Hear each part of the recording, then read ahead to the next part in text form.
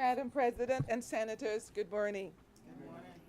Yesterday in some churches was observed as Harvest Thanksgiving Sunday. And this season invites each of us to be reflective and to determine, are we grateful persons, or do we take the time to only focus on the negative side of life? Psalm 107 verse 21 states, "Let them thank the Lord for his steadfast love and his wondrous works to the children of men." An unknown poet penned these words, "Be thankful." Be thankful for the friends who have forgiven you, for the enemies who keep you cautious, for the difficulties that make you strong, for the disappointments that make you try harder. End of quote.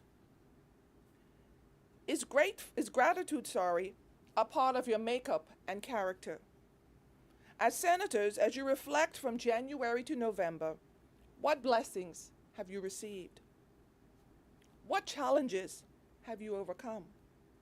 Has God allowed and used you in wonderful ways to be blessed and to be a blessing to others? Persons who are grateful recognize the wonderful opportunities they have been afforded, and they do not feel entitled or take things for granted. Instead, they pause to give thanks for God's favor and blessings. Grateful persons also know that this day is a wonderful gift and that you should be a good steward of the duties and responsibilities you've been assigned and try to make your world better. Colossians 3:17 states, "And whatever you do, in word or deed, do everything in the name of the Lord Jesus Christ, giving thanks to God the Father through him." Willie Nelson said, "When I started counting my blessings, my whole world turned around." Secondly, Thanksgiving should be your daily motto. What do you focus on daily? The sunny side of life? All that's going awry? As leaders, you have had wonderful opportunities to shape laws that will impact the lives of Bahamians for many, many years to come. Are you appreciative of the awesome responsibility that has been afforded to you?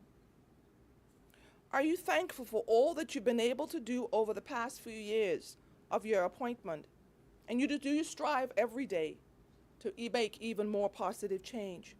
Do you awaken each day with a sense of awe that you have been blessed with a new day, a new season, and a new opportunity to complete your senatorial duties and life assignment? When Thanksgiving is your daily motto and way of being, you will strive each day, whether it's easy or difficult, to be the best version of yourself and to allow God to empower you to make a difference. Life and leadership can be hard, but you have been appointed for this season.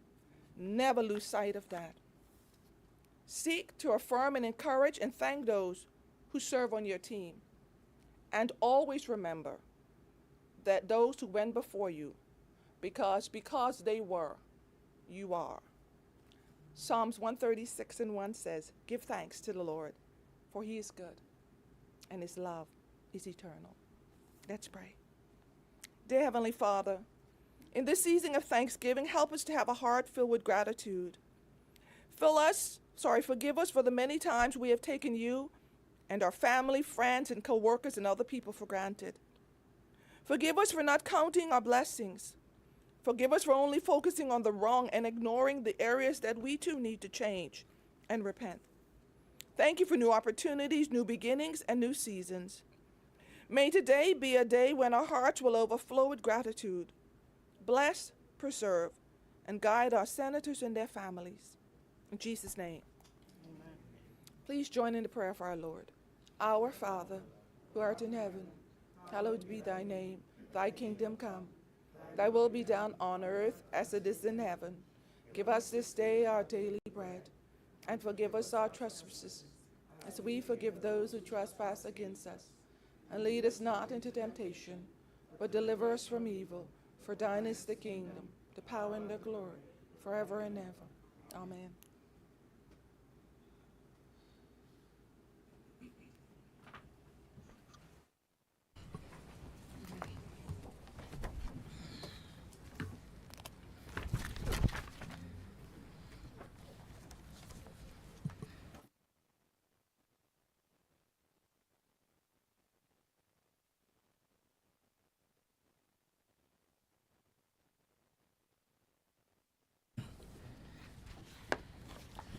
Good morning, Senators. Today is the 18th of November, 2024, morning session of the Senate.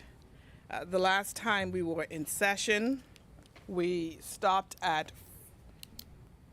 further second reading, and right before I commence the agenda for today, I beg your indulgence to bring to the Senate an important matter and some very important guests, an important campaign, and also some very important guests that we have with us in our gallery this morning.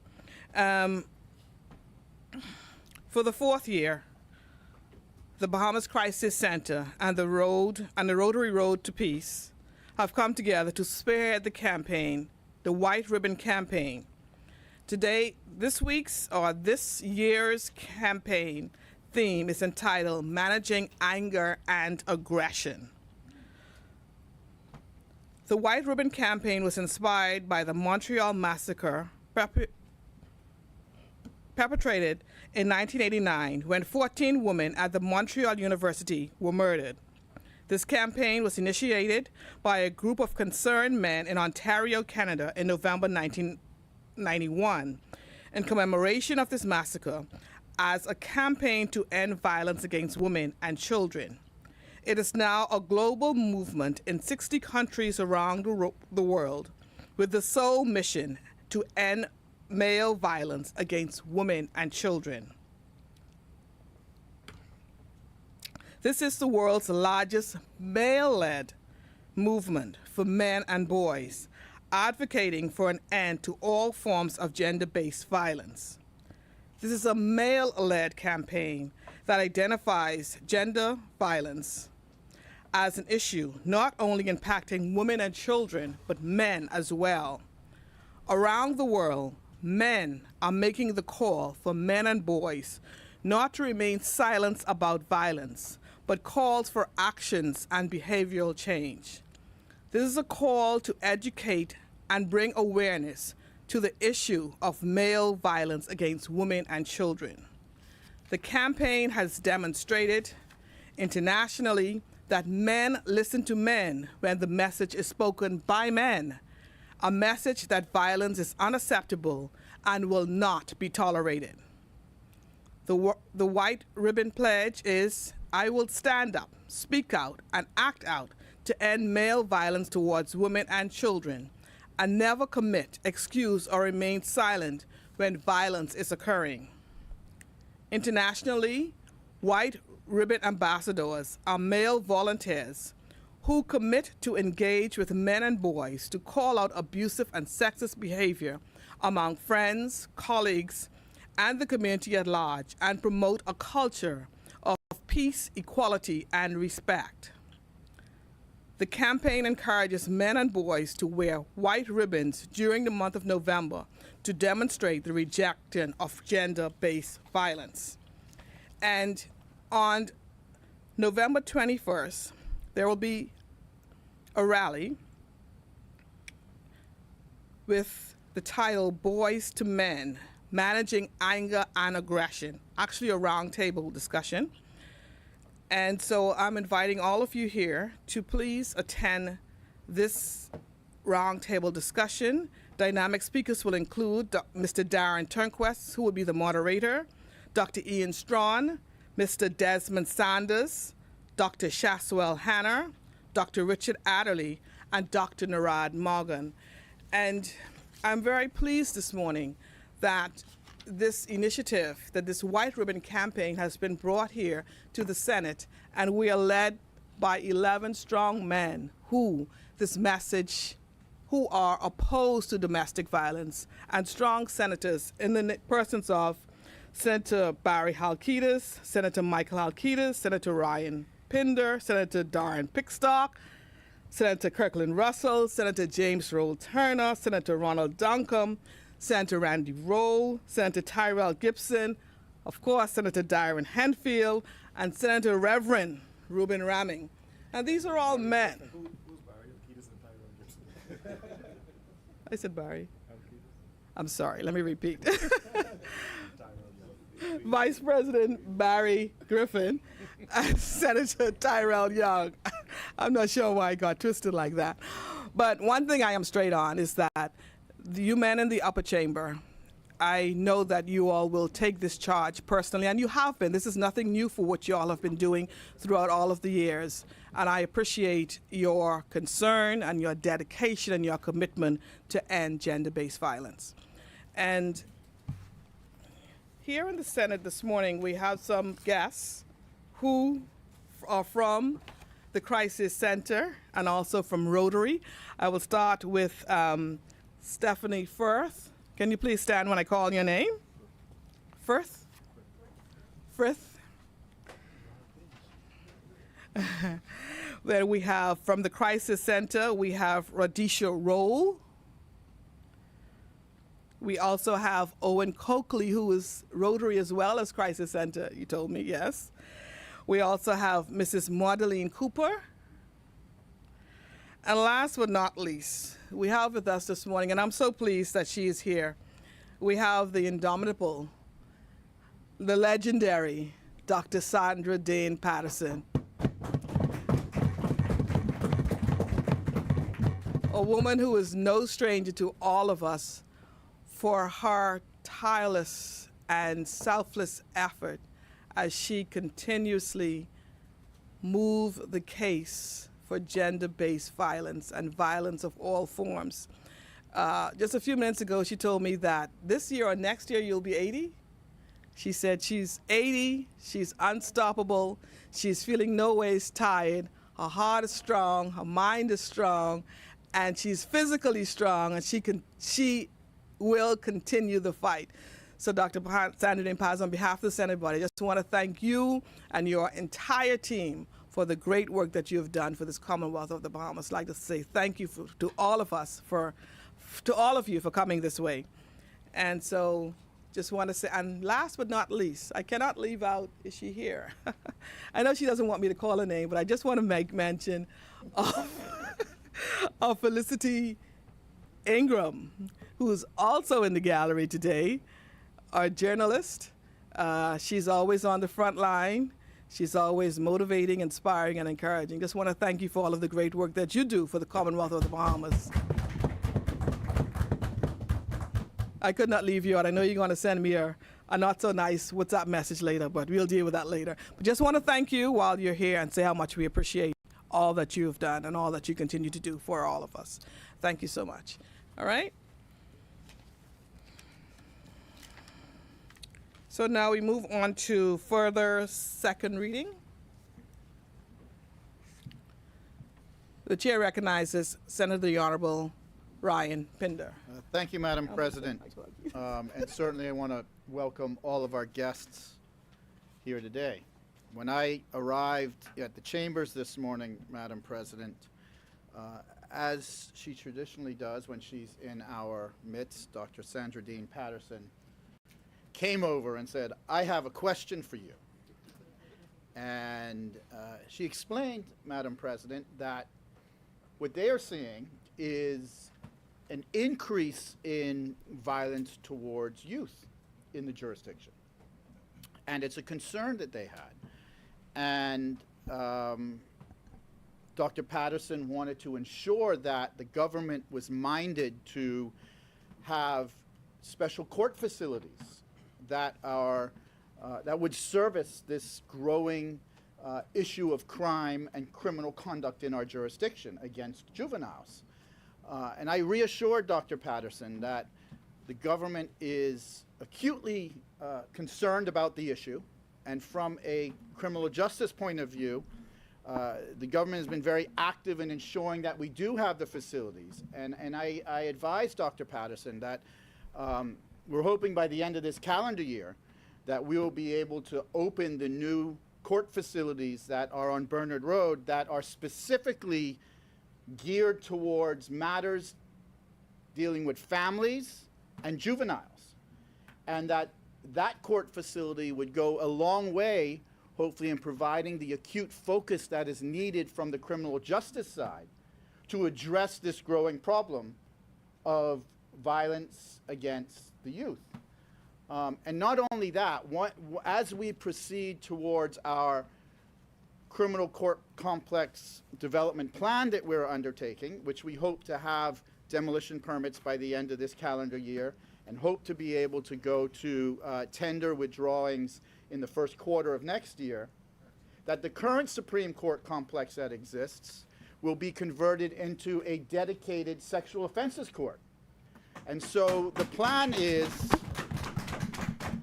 at least from the criminal justice side in my portfolio with the Chief Justice, is to ensure that we have these facilities that are purposely designated and in instances purposely built to address these vexing issues of violence against our youth, of matters of dispute within a family unit which could lead to violence against youth and partners in that family unit, and then have the necessary facilities to address in a properly confidential manner which is required sexual offenses matters in the criminal justice system. So Dr. Patterson, you have my commitment that we will see this through.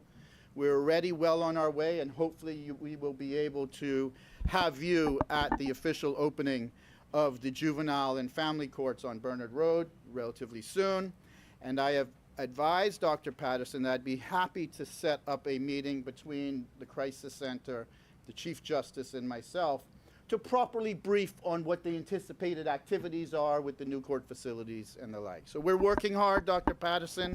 You are one who certainly always puts the necessary pressure on government to ensure the wheels keep spinning, because as we know, especially those who have been in government, that the wheels sometimes get stuck in government.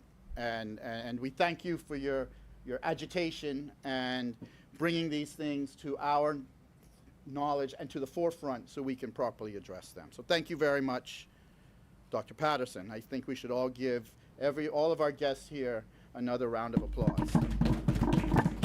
And certainly, speaking on behalf of the men in the room, I think that we endorse the campaign that you have brought with our white ribbons, your peace campaign, which is a campaign for men against all forms of violence. And certainly, I think it is a consensus around the table amongst us gentlemen that we call out all forms of violence in our country.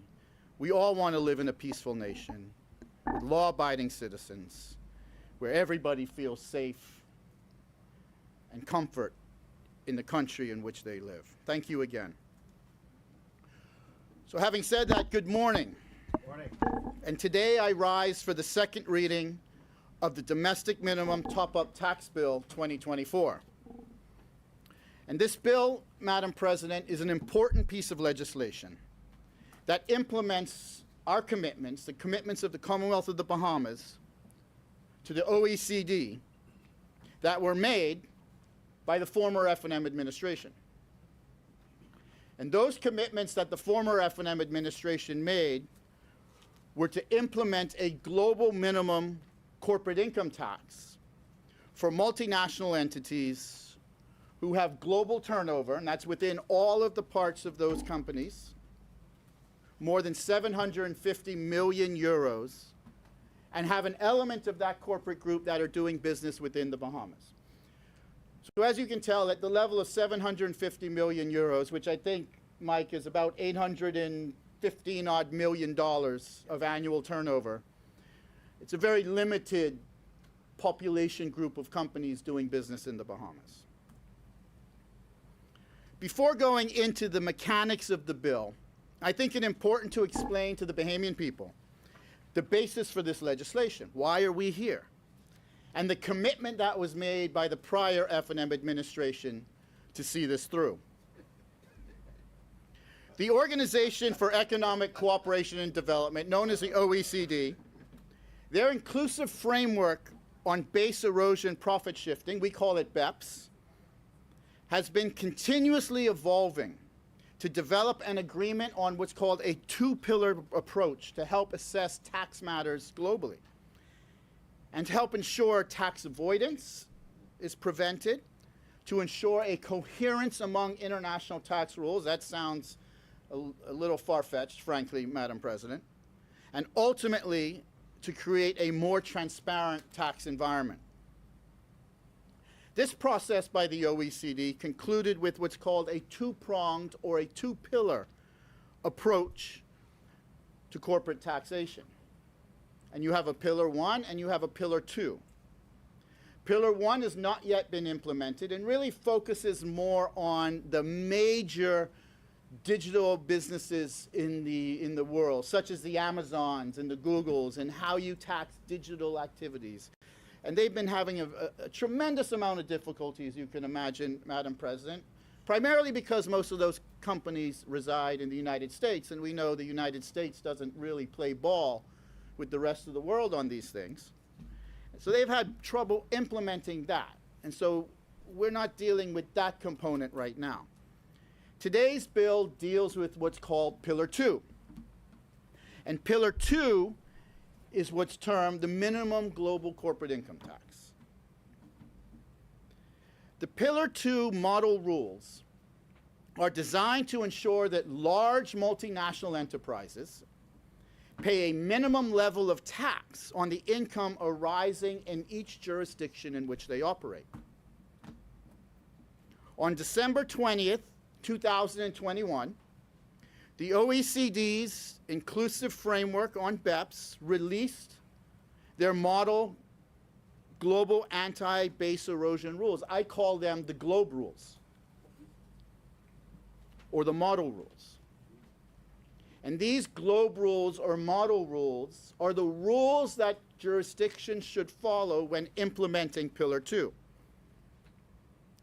These model rules set forth a common approach to this complicated global taxation and puts in place a global minimum tax of 15% for these multinational corporations. Again, these are the multinational corporations with a global turnover, so that's turnover all through the world. So you think of somebody like, let's use British Petroleum, for example.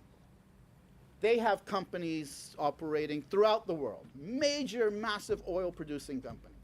And so this would affect them, because they have more than 750 million in turnover, and this would affect all the countries in which they operate. So the Inclusive Framework released further guidance. So we have the rules that were released in 2021, and we have further guidance on the rules that were released in 2022 and 2023, which includes commentary, includes an implementation framework, and includes administrative guidance on how, from an administrative point of view, you are to conduct yourself within Pillar 2. Now let me be clear. Taxpayers who either have no foreign presence or that have less than 750 million euros in turnover, which is consolidated revenues of the group, are not in scope for these rules. So my friend here who runs his domestic business, very successful I might add, but operates within the Bahamas, no foreign presence. He may be making 750 million euros, I don't know, but he's got no foreign presence, will not be included in this regime. Will not be included in this regime. In addition, the Pillar 2 model rules do not apply to government entities. They don't apply to international organizations. They don't apply to not-for-profit, so the Crisis Center is not included. They preserve domestic tax exemptions for sovereign and non-profit and charitable entities, so absolutely not included. Nor do they apply to entities that meet the definition of pensions, investment or real estate funds. These entities are excluded. They're excluded, even if they have a multinational group that they own that is subject to taxation. The parent company is excluded. So I'll give you an example. Let's say we have an investment fund here in the Bahamas. And that investment fund owns, I don't know, let's say we were using British Petroleum. They own British Petroleum. That investment fund itself isn't taxable, even though all the operating companies of British Petroleum would be taxable in the different jurisdictions. So that's kind of how that works from an exclusion point of view. Taxpayers in scope of the rules calculate their tax rate for each jurisdiction where they operate, and they pay what's called a top-up tax. Now that top-up tax is the difference between what they would pay and the 15%. So let's use Barbados as an example. Barbados has a 10% corporate income tax.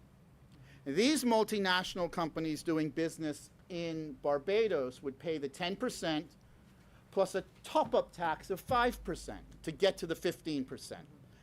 So that's how that would work, and that's how actually Barbados' tax structure for this purpose is formulated. They have their baseline corporate tax, and then they have a top-up tax to get them to 15%. And any resulting top-up tax is generally charged, the default rule is it's generally charged in the jurisdiction where the headquarters are, the parent entity. But the purpose for legislation like we do today is because the Globe rules allow a jurisdiction to preserve their tax autonomy, and through legislation say, okay, if we're compliant with the rules, that top-up tax can be paid in the jurisdiction of operations. So we use British Petroleum again as an example. Their headquarters are naturally in the UK. If there was no legislation, that top-up tax would be paid in the UK. Let's assume they operate here. They don't operate in the Bahamas as far as I know, but let's assume they operate here. With this legislation, their activities in the Bahamas will now be taxed in the Bahamas rather than the UK.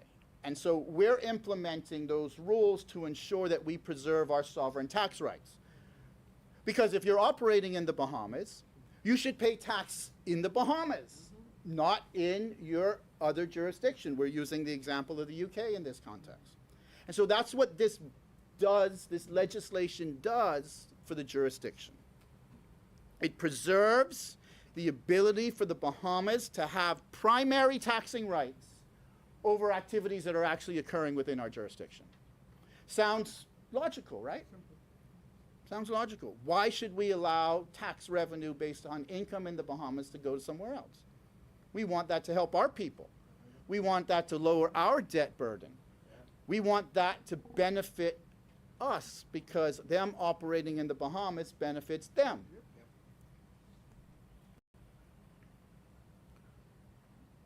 So let me speak a little bit about, now I've kind of gone through the context of why we're doing this, and tax is complicated, so I want to appreciate taking the time to kind of go through it.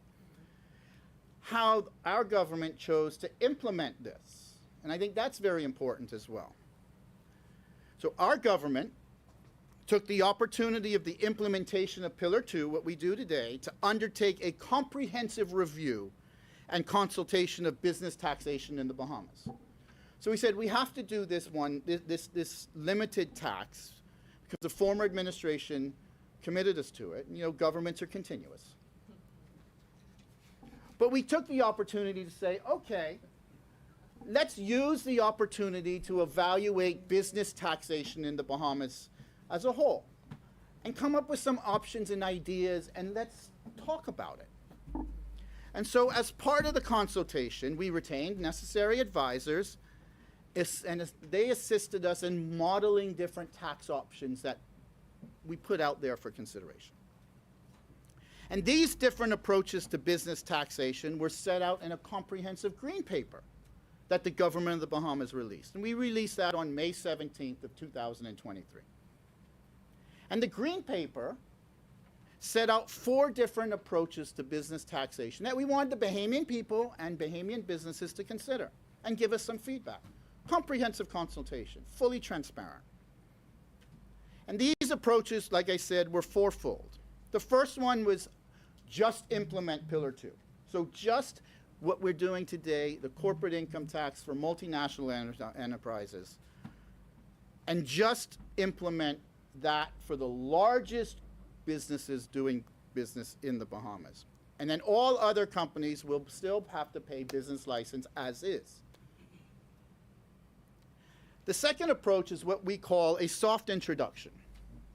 And that focus was to maintain and improve competitiveness by introducing a modest corporate income tax for all firms in the Bahamas. And the argument for this soft approach was that it maintained regional tax compliance.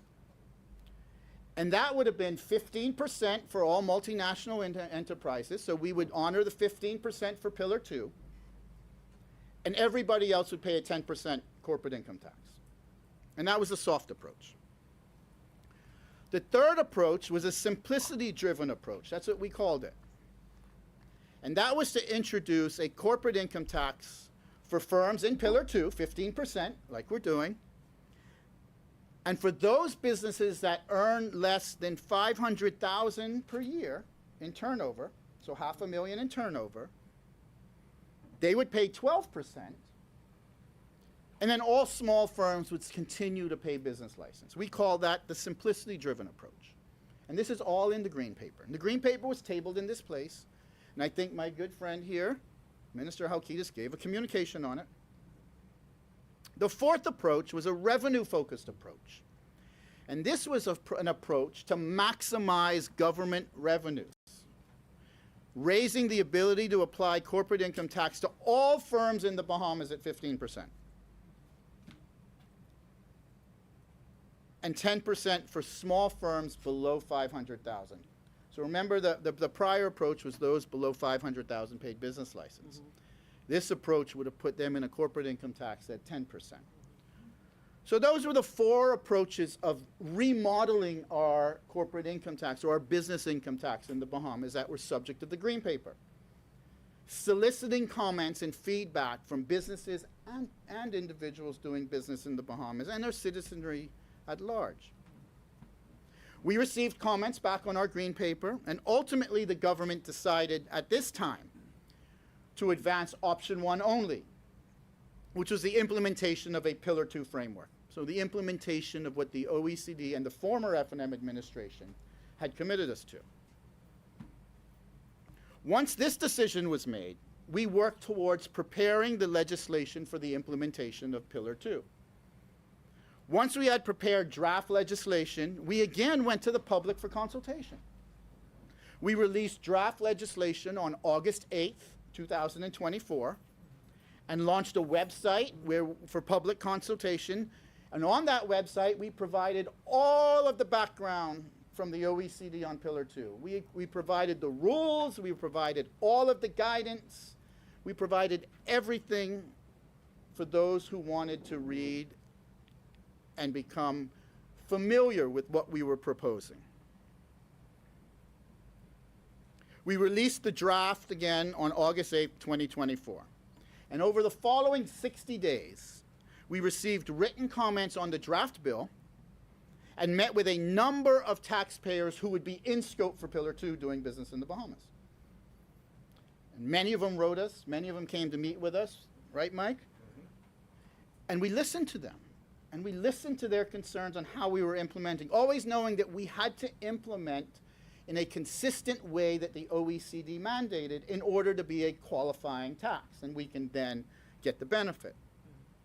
We revised the draft bill based upon feedback that we considered appropriate and tabled that bill in the House of Assembly. The level of detail and public consultation that went into this bill and a framework for business income tax in the Bahamas has been extensive, and I personally want to thank the public, the industry, and all affected multinational companies for their input in preparing this legislation. Certainly a very complex exercise, a very technical exercise, and I want to thank them. So we have the Domestic Minimum Top-Up Tax Bill 2024, which is what we debate today. Generally, we have seen two approaches to structuring the legislation. One approach was to rewrite the entire GLOBE rules promulgated by the OECD in your legislation. So if you looked at, for instance, Barbados's legislation, you would say, well, this is 150 pages long, and ours is only 20-some. Why? Right? because they took the approach that they would rewrite the GLOBE rules, the actual OECD rules, in their domestic legislation word for word. And this approach was generally favored, as I mentioned earlier, for those countries who already had a corporate income tax, like Barbados. They have a 10% corporate income tax, which stayed in place. And remember I spoke about the top-up tax? And so when they drafted and wrote the entire GLOBE rules into their legislation, it was for the purposes of implementing that top-up tax, that extra 5%. Right? Another approach to the drafting of the bill was to incorporate by reference the OECD GLOBE rules and all of the guidance and procedures that have been released. This approach assured that the appropriate rules that were to be implemented were incorporated into law. So you didn't misstep in transcribing or ensuring an amendment was included that would result in you not being a qualified tax. And that's the approach that we did. The domestic minimum top-up tax bill adopts the approach of incorporating by reference the GLOBE rules, the guidance, and the applicable reference documents that are necessary. And this can be found in the definition of GLOBE model rules and the references listed in the first schedule. The Act is applicable to the entire Bahamas. Let me be clear about this. The Act is applicable for the entire Bahamas, inclusive of the port area. Crystal clear. It must be applicable countrywide. Otherwise, there are genuine questions that exist as to whether the legislation would qualify for the under the OECD rules. Genuine questions as to whether it would qualify. And this would be a failed exercise if we were actually implementing something that doesn't qualify with the OECD, who's mandating that you qualify with them. The main purpose of this act is to implement, through the incorporation and application of the GLOBE model rules, a domestic minimum top-up tax that meets the requirements of a qualified domestic minimum top-up tax in respect to which the safe harbor can be applied. Now, what that means, that's a lot of words, it's very technical. What that means is that we don't have a corporate income tax. So we need to ensure that the entire 15% is implemented here, and that it falls within the safe harbor that allows us to collect the tax. Remember I explained how the default rules is the headquarters collects the tax? And then if you legislate, you preserve your taxing rights and you can collect the tax on the activities in your jurisdiction? That's what the safe harbor means. And so that's why it is structured in that way. It is important to note that when the legislation comes into force and for who it applies. So when does this apply and when does this apply for who? Despite the concerns raised by the leader of the opposition in that other place, this piece of legislation is crystal clear. Yes. It's crystal clear. I even question whether that leader of the opposition even read the bill, because it's right in the beginning of the legislation. Point of order. Senator President, Henfield, Madam what is your President, point of order? What is the nature of your point of order, please? Imputations that are not attributed to the member in the other place they ought not make those type of attributions, right? They're against the rules. How does the Leonard Attorney General stand in this place and say that the leader of the opposition didn't read the bill? He said he questioned. He said he questioned whether. He said he questioned whether. Well, I take from that, right? An insult to the leader of the opposition that is entirely unnecessary in this place. Where's the point of order, Madam President? You're not the president in here, man. I've asked the Madam President where your point of order is. You sit down and let her answer. Sit down and let her answer. Yeah, sit down and let her answer. She's the president, not you. Right? Go ahead. So those type of things are completely unnecessary. They're imputations that are unbecoming of an attorney general. Thank you. Thank you, Senator. Senator Pinder. I've still not heard a point of order. His point of order is with respect to when you said that you question whether or not the leader of the opposition in the other place read the read the. So I'm responding. Wait. Let me finish it off. Well, he's saying that's imputation of improper motive. Have him read. Imputation of improper motives, Senator. Ma- Senator. Respond? Okay, I'll have you to respond. Madam before I make President, a ruling.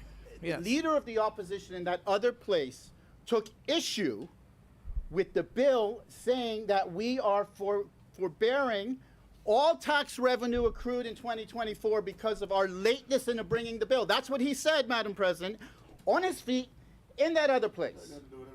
I am correcting, for the record, what he said in that other place, and I am allowed to do that. I am allowed to do. Nobody's being nasty. I'm allowed to do that, Madam President. I understand. That is within my right. Senator Pender, yes, you're quite correct. That It is within your my right. It is within your right. But what he's saying is that you made the imputation of improper motive by saying that you're questioning whether or not you read the bill. No, Is there a justification for that, Senator? So let me finish my contribution, and you will hear my justification for that. I tell you, Your Honor, President. Go ahead.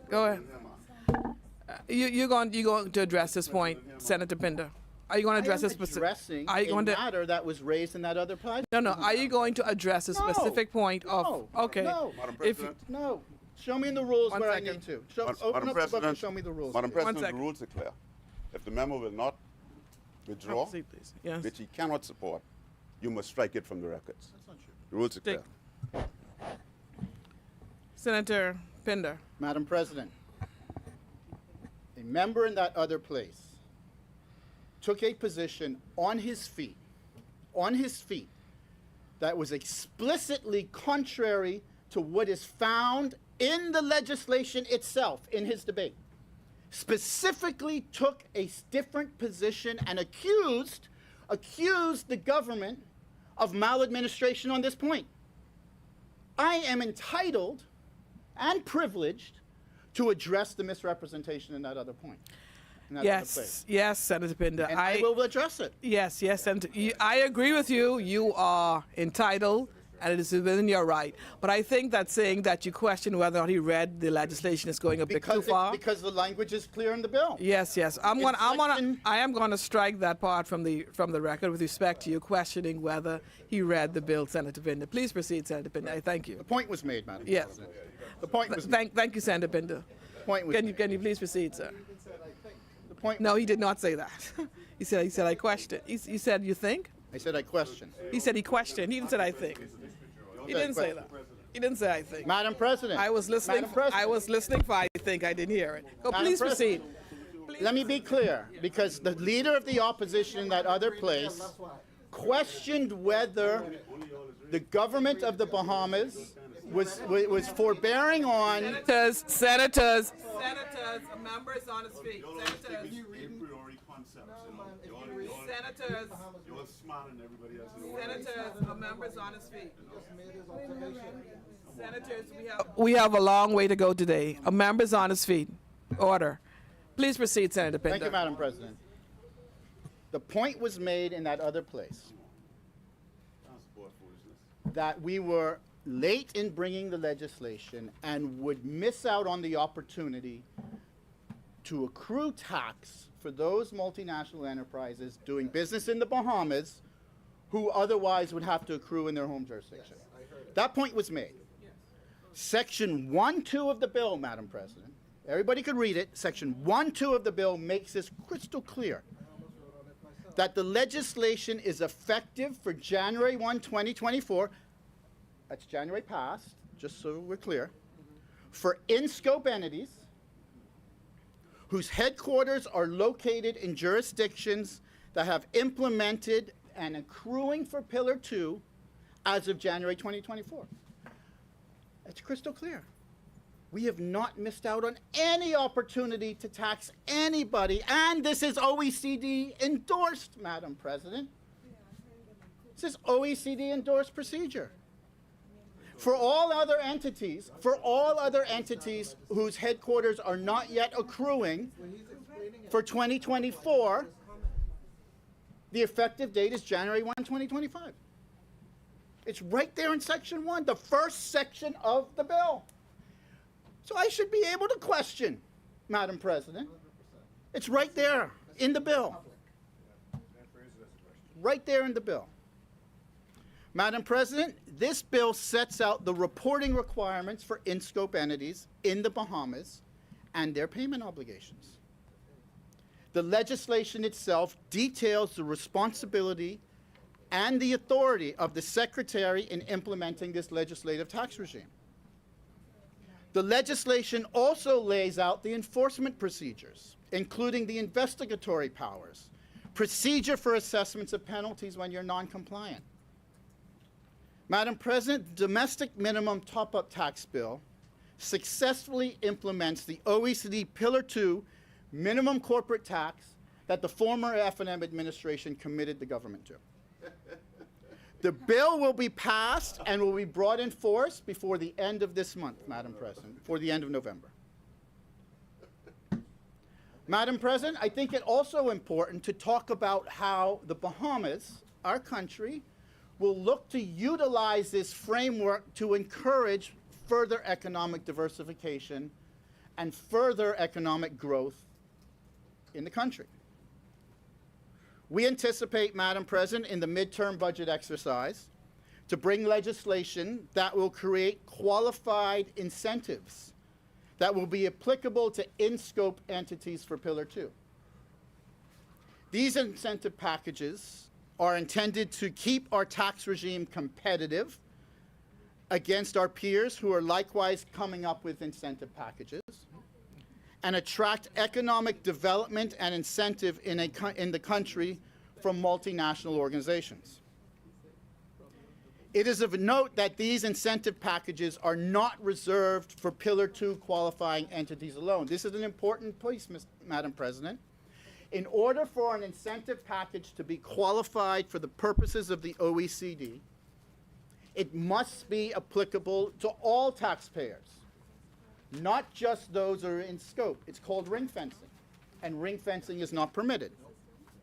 So as such, these incentives would be applicable to all business taxpayers in the country, including those not in scope of this legislation, and effectively all of the domestic businesses, like your business, my friend, like your business.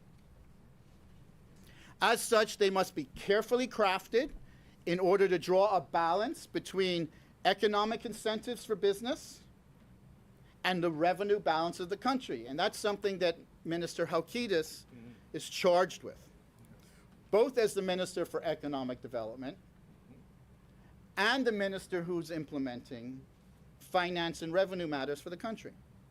Little bit of a conflict, but I know you can do it, my friend. Examples of incentive packages that we can consider may include the following, and this is a big may include the following. Extraterritorial turnover credits. That would be to incentivize headquarters moving to the jurisdiction. Capital expenditure credits to attract capital investment in the country. Employee training credits to incentivize the enhancement of a Bahamian workforce and employees in the country. Local content spend credit, for example, and this is a good one, to incentivize businesses to buy Bahamian. So imagine these big hotels, and you say you can have a local content credit on your spend. So instead of buying, let's just use an example. Instead of buying your mattresses from abroad, you should buy them from the Bahamian manufacturer. And you get a tax credit for choosing to buy Bahamian rather than choosing to import the product in the jurisdiction. We also look to incorporate a shipping exclusion, Madam President, which would exclude from the corporate income tax shipping-related income. This income will be converted into what's called a tonnage tax. And for those in the maritime industry, our new senator would be familiar with this because she's a preeminent maritime attorney and sits on the board of the BMA. A tonnage tax is an industry standard in shipping. We are working with the Ministry of Finance and the Bahamas Maritime Authority to frame what this would look like in the context of our industry and as a national and our national flag registry. implementing a shipping exclusion would set the stage for major shipping and cruise lines to consider the Bahamas as a headquarter jurisdiction for their activities, for their worldwide activities. So the headquarters of these massive multinational shipping companies or cruise lines would look to the Bahamas to put their headquarters because they have an exclusion from the corporate income tax. However, we're collecting a tonnage tax on their ships. This, coupled with our strong maritime relationships and the Bahamas Maritime Authority, can be a source for significant economic diversification and expansion for the Bahamas as a result of the method in which we choose to implement this Pillar 2 corporate income tax framework. Madam President, these are just some examples of tax incentives that we can consider in ensuring the competitiveness of the jurisdiction, but also to ensure that this new regime has tangible economic and human development content and effect. That's our goal, Madam President. In passing the Domestic Minimum Top-Up Tax Bill 2024, we are ensuring compliance with the OECD imposed standards that the former administration committed us to. We are doing it in a fully vetted, analyzed, and transparent manner. The intent is in implementing this tax regime for multinational corporations, as discussed, doing business in the Bahamas, with qualifying turnover, which again are only those with 750 million euros or $850 million in global turnover. We're not only adding revenue for the country that can help the country's fiscal position and Bahamians at large, but we are framing it in a way for national advancement economically as well as advancing the Bahamian people. Madam President, it is anticipated that this new tax regime will generate at least minimum of $150 million in new revenue for the country. New revenue. But it may be much more than that. And I anticipate it, honestly, Madam President. My anticipation is that it would be over 200 million. What? Absolutely. Absolutely. 20 MNEs. Yeah, absolutely. Absolutely. There's one multinational enterprise in this country that is making over $1 billion in profit. That's information there. Over $1 billion in profit. Billion. That's been in the papers. That's been in the papers. That's in the public domain. That's what we want here. Right? That's in the public domain. So my anticipation is it'd be in excess of 200 million in new revenue for the country. Minister, I think that puts us immediately in a budget surplus. Immediately in a budget surplus. For the first time in ever since independence. First time in independence, this could put us in an immediate budget surplus. Immediate. I know you're smart. Well done, You Minister. don't count money before you get it. Well done, I know you're Minister. smart. Well done, Minister. I know you're So, smart. Madam President, with that contribution, and I thank you for the patience, it's a very technical exercise, and I think it's important to go through it systematically to try to give context in what we're doing and to be able to have the Bahamian people at large understand what we're doing today, because tax is very difficult and it's very tough, and I can tell you as a tax lawyer, it's a challenge. So I want to thank you for allowing me the time to systematically go through it, even in the face of interruptions as we had on the other side, Madam President. Very rude, very rude, very, very rude. So Madam President, I move for the second reading of the Domestic Minimum Top-Up Tax Bill 2024. Thank you, Madam President. Thank you, Senator the Honorable Ryan Pinder. A complex piece of legislation, Senator Pinder. A complex piece of legislation, which you did an excellent job explaining it. Thank you, Senator. Is there a seconder? The chair recognizes Senator the Honorable Diane Pickstock.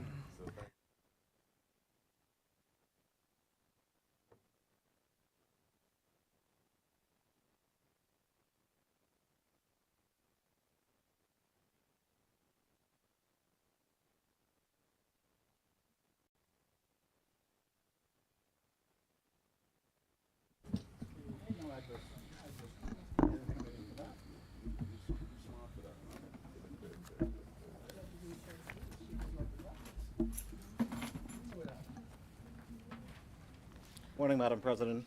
Good morning, Colleagues. Sanjan. You're recognized by the chair. Thank you. Please proceed. Thank you. Appreciate it. Madam President, I stand to second this bill. Before I jump into my contribution, Madam President, I would like to join my Senate colleagues in recognizing our guest in the gallery, and also recognizing what they represent in the gallery, Madam President. We are wearing a white ribbon, and this is significant, and it symbolizes the peace campaign, which is men against all forms of violence. So I thank you, Madam President, for stating for the Senate in detail what this means. And I encourage all men in the length and breadth of the Bahamas to support this campaign, because men listen to men, and that's simply how it is sometimes. And so we want all of our men to speak to their young men and to advise them of the importance of this campaign. So thank you very much for all that you are doing to the Bahamas. We need this. Madam President, I would like to, secondly, over the weekend, myself and a few others, along with Senator Ronald Duncombe, had an opportunity to attend the Anchor Awards. This is an initiative through the ministry. Also in attendance was Senator Ruben Raming, I beg your pardon.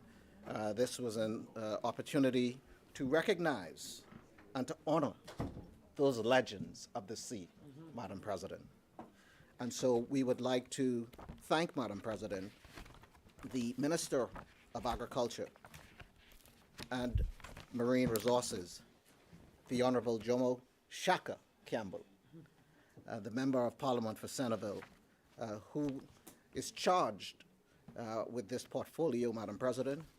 Would also like to thank the Permanent Secretary in the Ministry of Agriculture and Marine Resources, Neil Campbell, who was also charged with ensuring and making sure and ensuring this is a success. Madam President, I would like to recognize the committee members of this Anchor Awards, because it was very successful event. And oftentimes, people who put together these events are not recognized, Madam President, and they do the heavy lifting behind the scenes. And so I would like to mention their names in this honorable place, if you would permit me, Madam President. Chair Lady of the Anchor Awards, Kendia Smith, who did an awesome job. Neil Campbell, as I mentioned earlier, the Permanent Secretary. Montez Williams, the Undersecretary.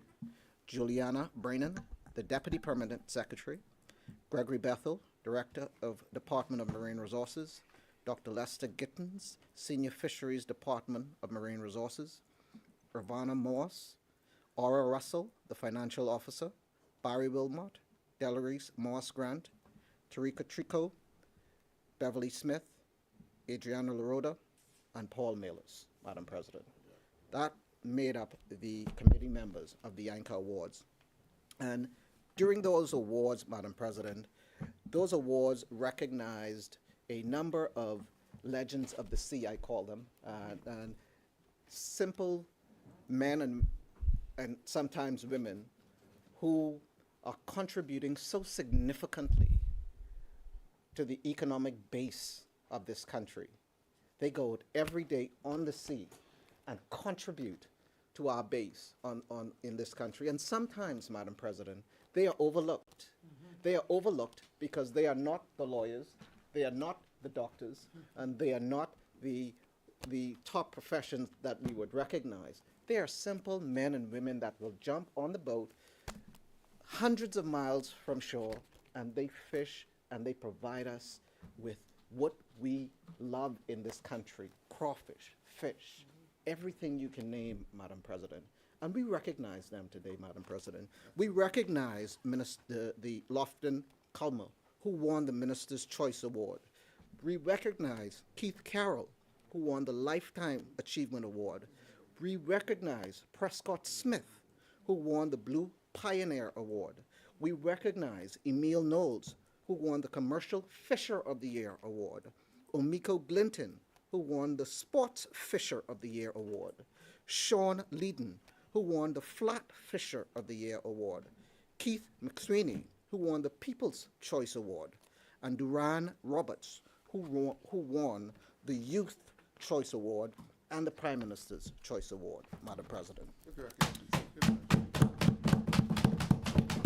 So, Madam President, we extend heartfelt congratulations to our Anchor Awards, the finalists, and everyone who was nominated. Their dedication, Madam President, and their hard work is a testament in our country, and we salute them. Madam President, before I get into the bill, I would also like to send condolences to Nadia and Sherry Sherman on the passing of their dad, Edson Sherman of Bimini, who passed this morning. Our heartfelt condolences go out to the family. Madam President, as you know, I was charged by the Prime Minister to chair the Bahamas Agricultural and Industrial Corporation. We at the corporation are making good strides in contributing to the efforts of sustainability and food security in the Commonwealth of the Bahamas. Madam President, as part of that effort, I would like to recognize two young men from over the hill, Madam President, who are in China as we speak, undergoing a 3-week program, Madam President. And so we are incredibly proud of Theophanus Cunningham and Edward Wallace as they represent BAIC and the Commonwealth of the Bahamas in a 3-week multilateral training course in China. They are participating in capacity building programs focused on feed mill processing technology. And if any of you know, the feed mill is a very vital part of our farming and agricultural industry. It is the backbone, Madam President. And so we would like to honor them. And also they will be participating in the quality control in transportation. So when we get our fruits and our veg and our livestock from the farm, and that there's a process that go through in order for that to get to your table. And so all of the transportation involved with that has to be very meticulous. And so these young men are going and they are being trained up. They are being trained, Madam President, because it is an invaluable opportunity. And we owe it to our farmers. Madam President, we owe it to our farmers, who again are looked at in this country because they are not the lawyers and the doctors, but they are the ones that put food on our table. They are the ones, Madam President, that when the pandemic hit and we had 3 weeks of food left in this country, they are the ones that will secure us, Madam President. And so I see it as a national security issue, Madam President. And so I salute them in their efforts in trying to feed and secure us, Madam President. We owe it to them. Madam President, I now turn my attention to the Domestic Minimum Top-Up Tax Bill 2024. Madam President, I would like to, before jumping into this bill, I would like to recognize our Attorney General, Senator the Honorable Ryan Pinder, and I would like to recognize our Minister of Economic Affairs, Senator the Honorable Michael Alcides, because these are the men that are charged with bringing this piece of legislation to the House. They have done a yeoman's job in getting this legislation to the House. And this is a very technical area. And our Attorney General is a tax attorney. So he is the man who has the expertise in this field. And so I would like to salute them. And I would like to salute all of the hard-working people behind them who actually did the heavy lifting in bringing this legislation to us. Madam President, this bill represents a pivotal step in the Bahamas' journey towards aligning our fiscal policies with global standards on corporate tax. Its central objective is to implement a domestic minimum tax, ensuring that large multinational enterprises operating within the Bahamas contribute a fair share of taxes. This bill is vital to safeguarding the country's fiscal interests while adhering to international tax transparency and equity norms set by organizations such as the OECD. The intent of this legislation is to safeguard the Bahamas' tax sovereignty, ensure compliance with international obligations, and maintain our competitive edge as a financial services hub.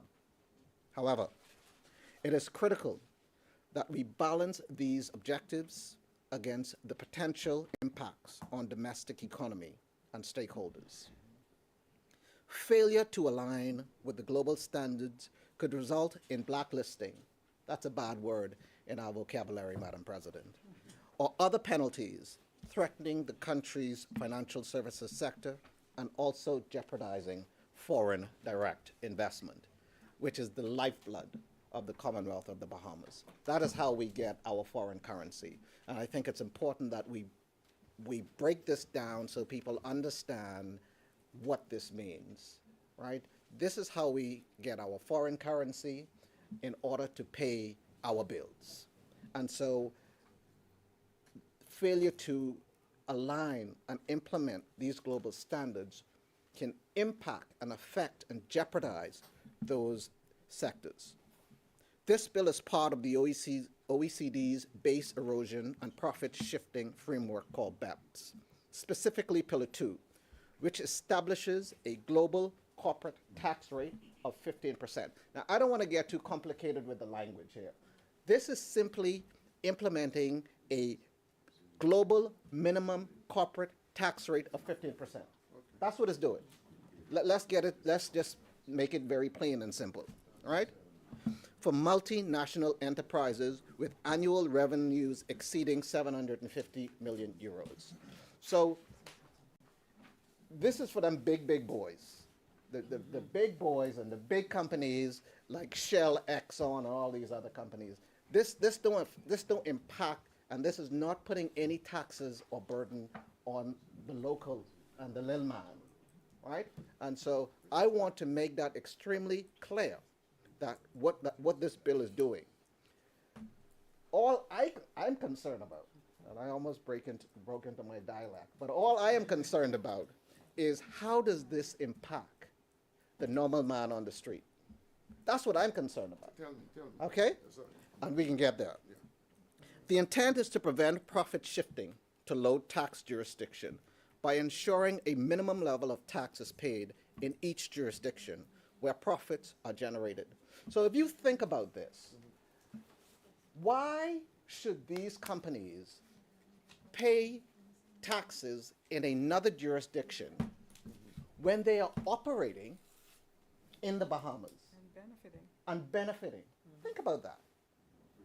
They are operating. I ain't worried about them operating all about. I'm worried about them operating in the Bahamas. Okay? They are registered here. They are operating here. So why shouldn't they be paying taxes here? This thing ain't complicated. It's simple. I want Amazon pay taxes. Right? And so that is the crux. Madam President, the Bahamas' participation in this initiative demonstrates its commitment to maintaining credibility and competitiveness in the global tax and investment arena. The Domestic Minimum Tax Bill 2024 targets MNEs, that's the short version of multinational enterprises operating in the Bahamas that fall within the revenue threshold.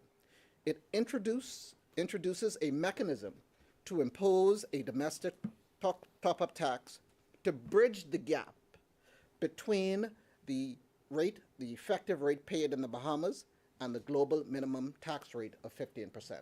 So like the AG explained, in Barbados, they already have a corporate tax, which is 10%. So what they're doing is topping up. So it's that 5%, which brings them to 15% that needs to happen. We don't have corporate tax in the Bahamas. No. So this is for the entire 15%. All right. It's as simple as that. No complications. By enhancing this legislation, the Bahamas aims to capture tax revenue that would otherwise be claimed by other jurisdictions under the global anti-base erosion. Now, can you imagine that? Wow. Right? We sometimes these companies come here and sometimes they do damage because they're operating here. There's so many things that can go wrong. Why aren't we taxing them? They're operating here, they're registered here, then they should pay taxes. Simple. Madam President, Bahamas aims to capture tax revenues that would otherwise be claimed by other jurisdictions under GLOBE rules. Preserving national revenue streams, this bill ensures that we retain taxing rights over income generated within our borders. That is what this bill is about. So the key provision of the bill is, one, just so I can summarize this, it applies only to multinational enterprises meeting the global revenue threshold of euro $750 million and over. It targets entities operating domestically that benefits from the Bahamas' low or zero tax environment. It introduces a domestic minimum top-up tax rate to align with the global 15% minimum threshold. It ensures entities within the effective tax rate below 15% are subject to a top-up tax to bridge the gap. It mandates robust reporting obligations to determine tax liability. It empowers the Ministry of Finance to oversee compliance and manage disputes, and it includes penalties for non-compliance to ensure adherence. And that is the summary. Now, the expected benefits of this bill. So, obviously, we look at the revenue that is generated from this bill. It prevents other jurisdictions from collecting tax on income generated in the Bahamas by these multinational enterprises. It generates additional tax revenues to support national development priorities, such as healthcare, education, etc., and infrastructure. Madam President, so when we look at the revenues from this tax, the government has made it very clear that these funds will be used for healthcare, education, infrastructure, and the like, Madam President. Madam President, by implementing this top-up tax, this bill, it demonstrates the Bahamas' commitment to adhering to global tax standards. It strengthens our reputation as a compliant and responsible international financial center, Madam President. It positions the Bahamas as a proactive rather than a reactive jurisdiction in addressing international tax reforms. Now, Madam President, when I think about taxes, I think about it holistically. I think about the VAT tax. I think about the movement of VAT tax from 7.5% under the F&M to 12% under the F&M. Madam President, the F&M government under Hubert Minnis implemented one of the most significant tax increase in Bahamian history, raising the value-added tax rate from 7.5% to 12% in July of 2018. Madam President, the impact, let's think about the impact. This 60% increase disproportionately affected low and middle income Bahamians, as VAT is a regressive tax that places a heavier burden on those with less income. Madam President, that's fine, but listen, that's fine, but the point is, when the Bahamian people were struggling, this is the point, when the Bahamian people were struggling to make ends meet, the F&M decided to tighten the screws and make life harder for everyone. They didn't think twice about taxing you more. That's the point. While their promises of better services and outcomes fell flat, Madam President. They promised, Madam President, on tax reform. The F&M promised fiscal prudence and relief, but delivered the opposite by increasing the tax burden without visible improvements in public service or infrastructure, Madam President. The increased VAT revenues did not significantly reduce the national debt or deficit levels, raising questions about the effectiveness of the F&M's fiscal policy. The F&M failed to deliver on their promise of financial stability. Instead, they took more money from Bahamian families and small businesses while leaving our economy in worse shape than they found it. Madam President, the F&M's tax policy widened economic disparities by failing to provide meaningful exemptions or protections for essential goods and services. Example, even as VAT was increased, the F&M maintained a complicated system of exemptions and zero-rated items that confused businesses and offered inconsistent relief to consumers.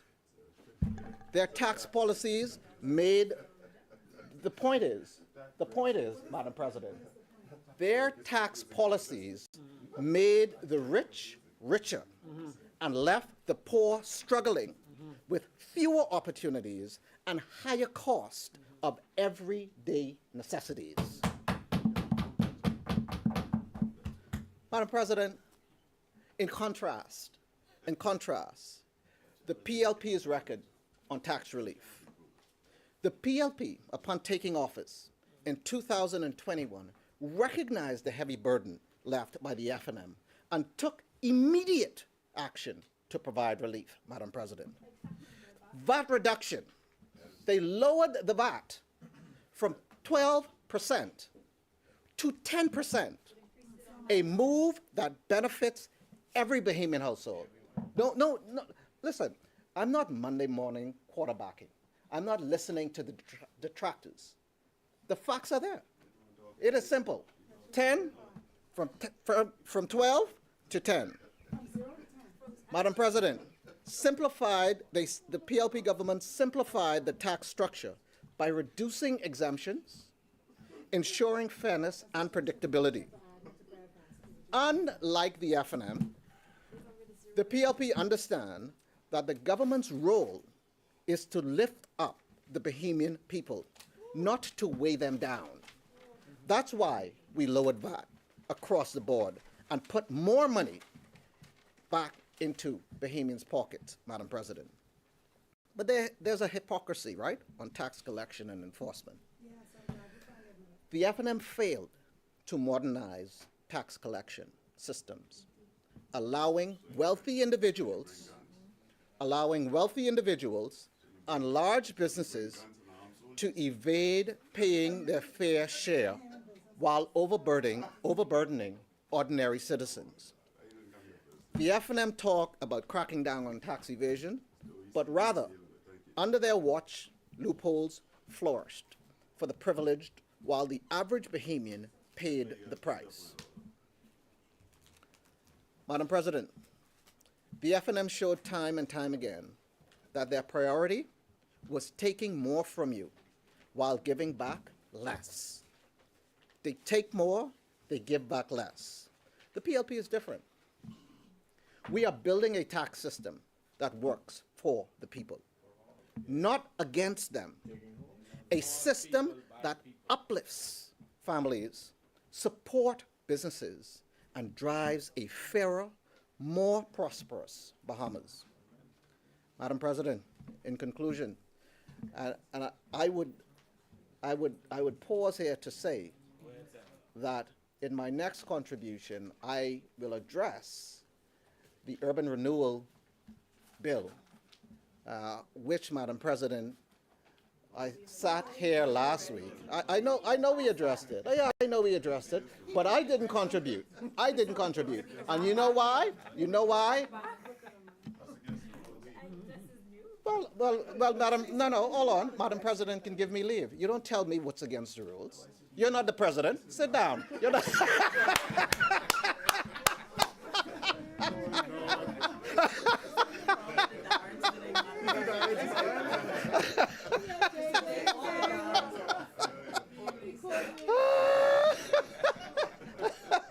That's my boy. Huh? Yeah. You run into that one. Yes. Madam President, the Domestic Minimum Tax Top-Up Tax Bill 2024 before us today is not merely about compliance with international standards. It is about safeguarding the Bahamas' reputation as a premier financial jurisdiction, protecting our economy from external interference, and ensuring that we remain competitive on the global stage. In passing this bill, we send a strong message. The Bahamas is committed to adhering to global best practices while maintaining our sovereignty over our fiscal policies. This is a necessary balance, Madam President, one that ensures multinational enterprises contribute their fair share of taxes within our borders, rather than allowing those revenues to be siphoned off by other jurisdictions. It is important to emphasize that this bill does not undermine our long-standing tax neutral regime for local businesses or Bahamian citizens. Instead, it ensures that the Bahamas can remain a trusted partner in the global financial system while protecting the integrity of our economic framework. Madam President, this government is forward-thinking and proactive. We recognize that the world is changing and we must adapt to those changes.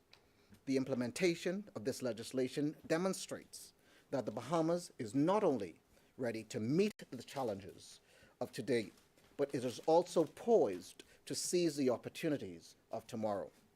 I urge my colleagues to support this bill, as it is not just a matter of compliance, it is a matter of national interest, economic resilience, and securing the future of the Bahamas as a leading international financial center.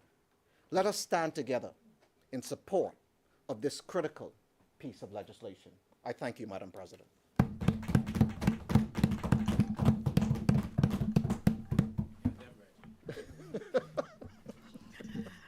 Senator Bigstuck, I want to thank you for your contribution to today's debate.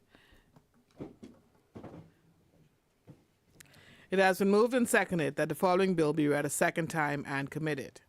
A bill for an act to implement, through the incorporation and application of the Globe Model Rules, a domestic minimum top-up tax and for connected purposes. As many, the chair recognizes Senator the Honorable Michael Bonnet Ellis. Thank you, Madam President. Madam President, it's a pleasure to rise in this place as we rapidly approach the holiday season. And some people,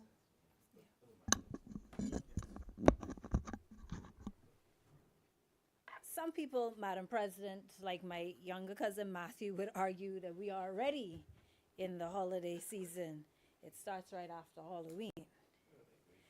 I would like to join my fellow senators in saying thank you to the Crisis Center who pinned us with their white ribbons this morning as part of their White Ribbon campaign, which is a campaign in support of men promoting or discouraging violence against women and children. And we are proud, as a woman, I'm proud to join the men and to support this very noble mission.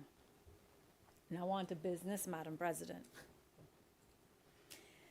This legislation represents a fulfillment of an international commitment made by the previous administration to implement the global corporate minimum tax.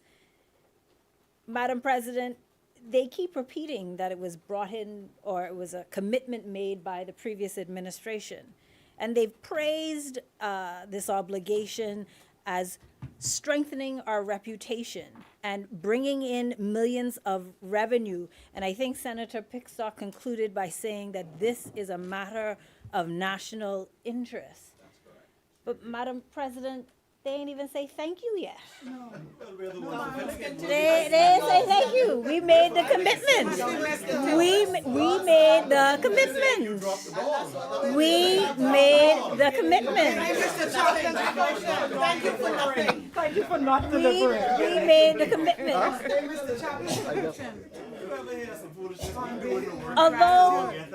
Although this bill represents a necessary obligation, we must proceed with caution, and might I suggest, Madam President, with a proactive, positive campaign aimed firstly at ensuring that the marketplace understands the issues and the rationale for this action.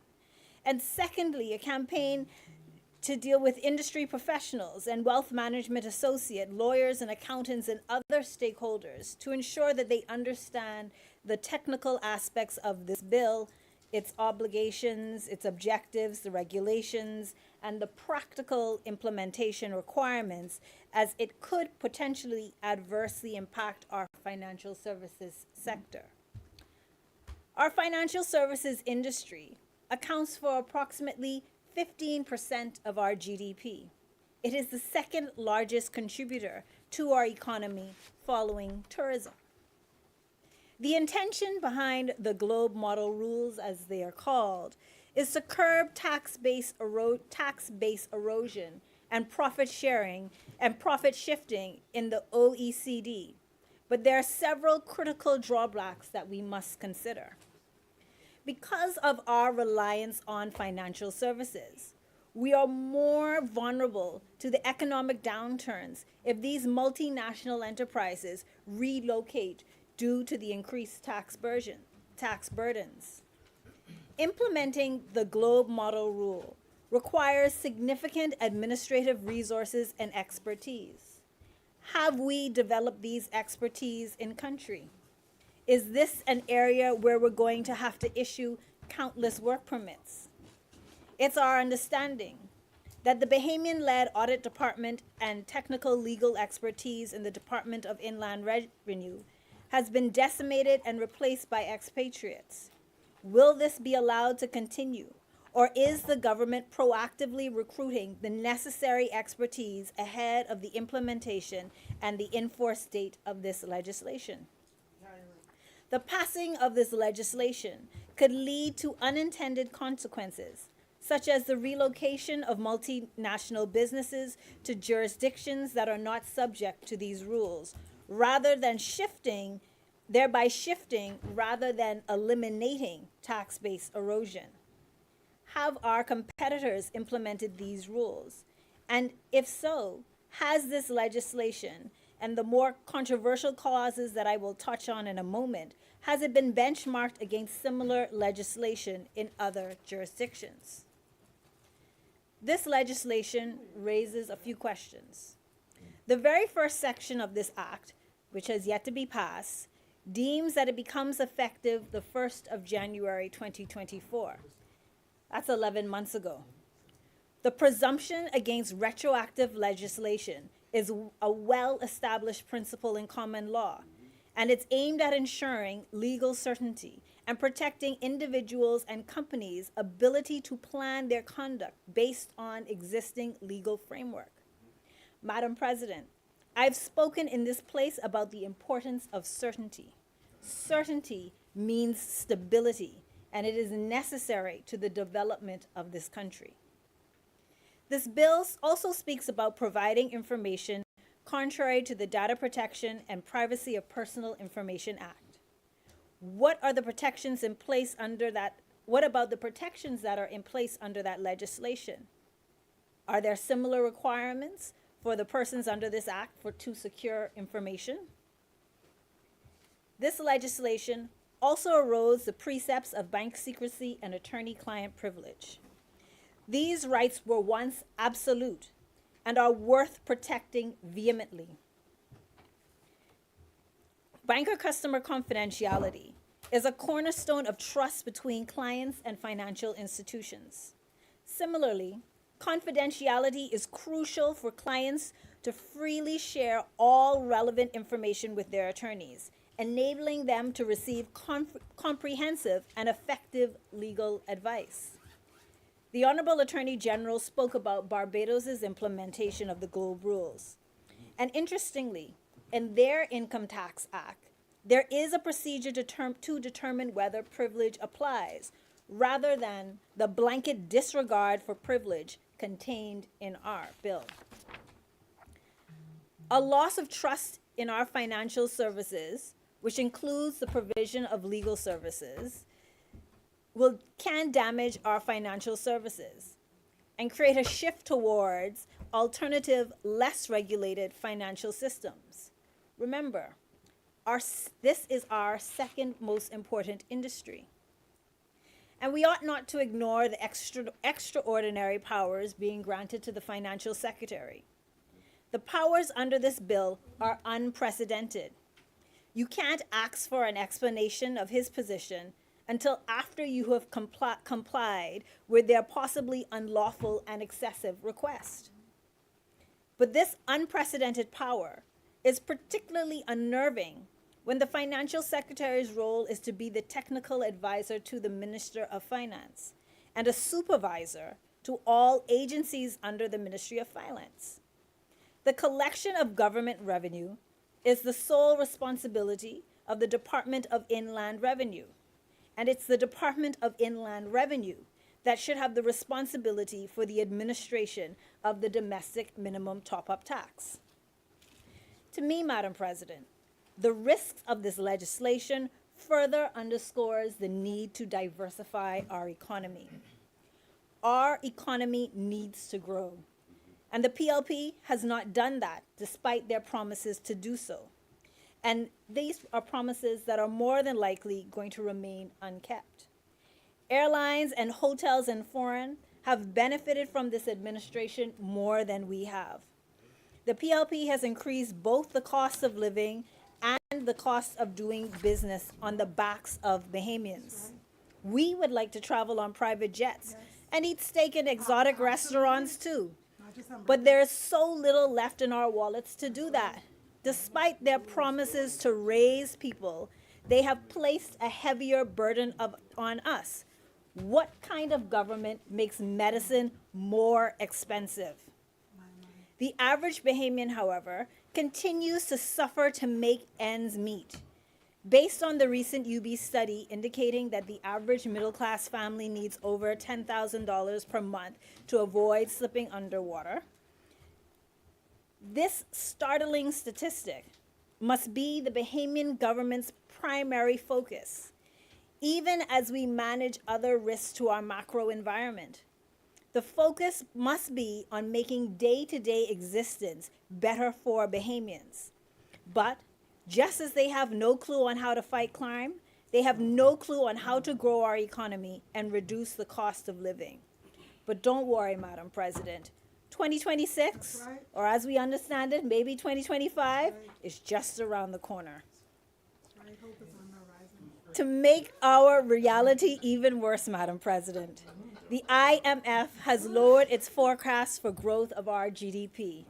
Sluggish growth will not bring us the new day we were promised back in 2021. Sluggish growth will not fulfill the promises in the blueprint for pain. Sluggish growth and this current administration is a burden for all of us. The dream of owning a home and family vacations and fulfilling Christmas wishes gets pushed even further away. We must diversify our economy so that we can absorb any adverse consequences that may come along with the continued erosion of our financial services industry. Madam President, diversifying the Bahamian economy beyond tourism and financial services is essential for creating a more resilient and sustainable economic landscape. Just last week on the Record, they talked about the evolution of Junkanoo.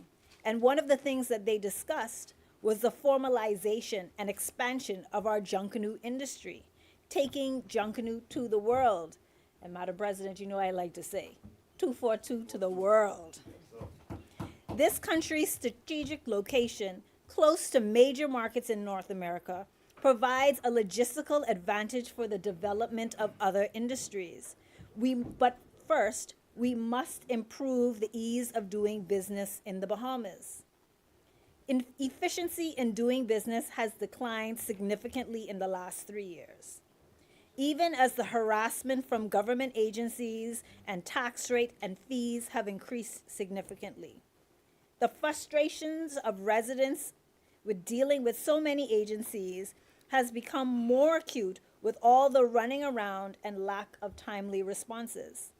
The constant nitpicking on such matters as land evaluation and arm's length transactions that delay the timely closing of transactions, or the disruptive intrusion of armed tax collectors are particularly vexatious and frustrating.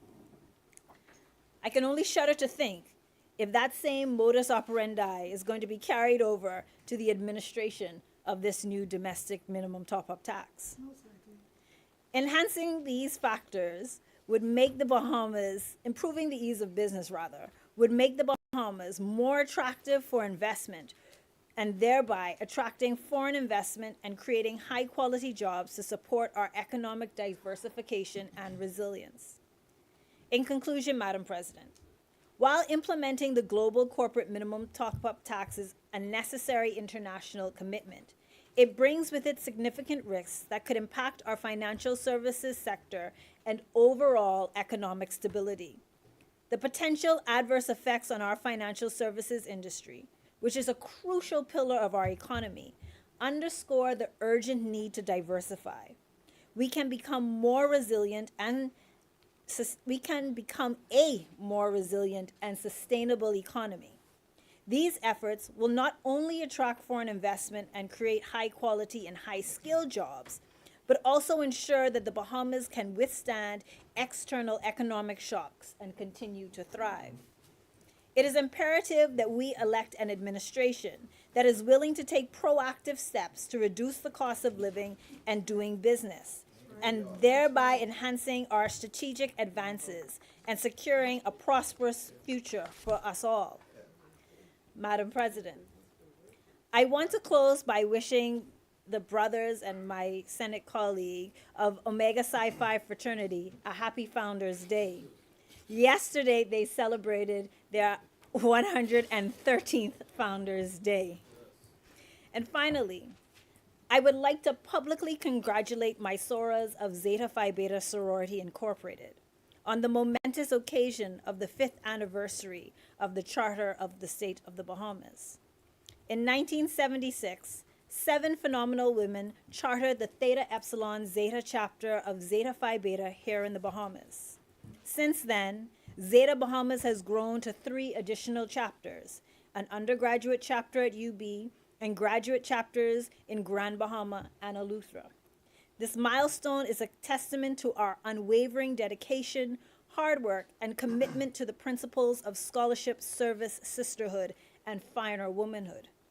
Over the past 5 years, we have demonstrated a commitment to professional efficient, and innovative self-administration.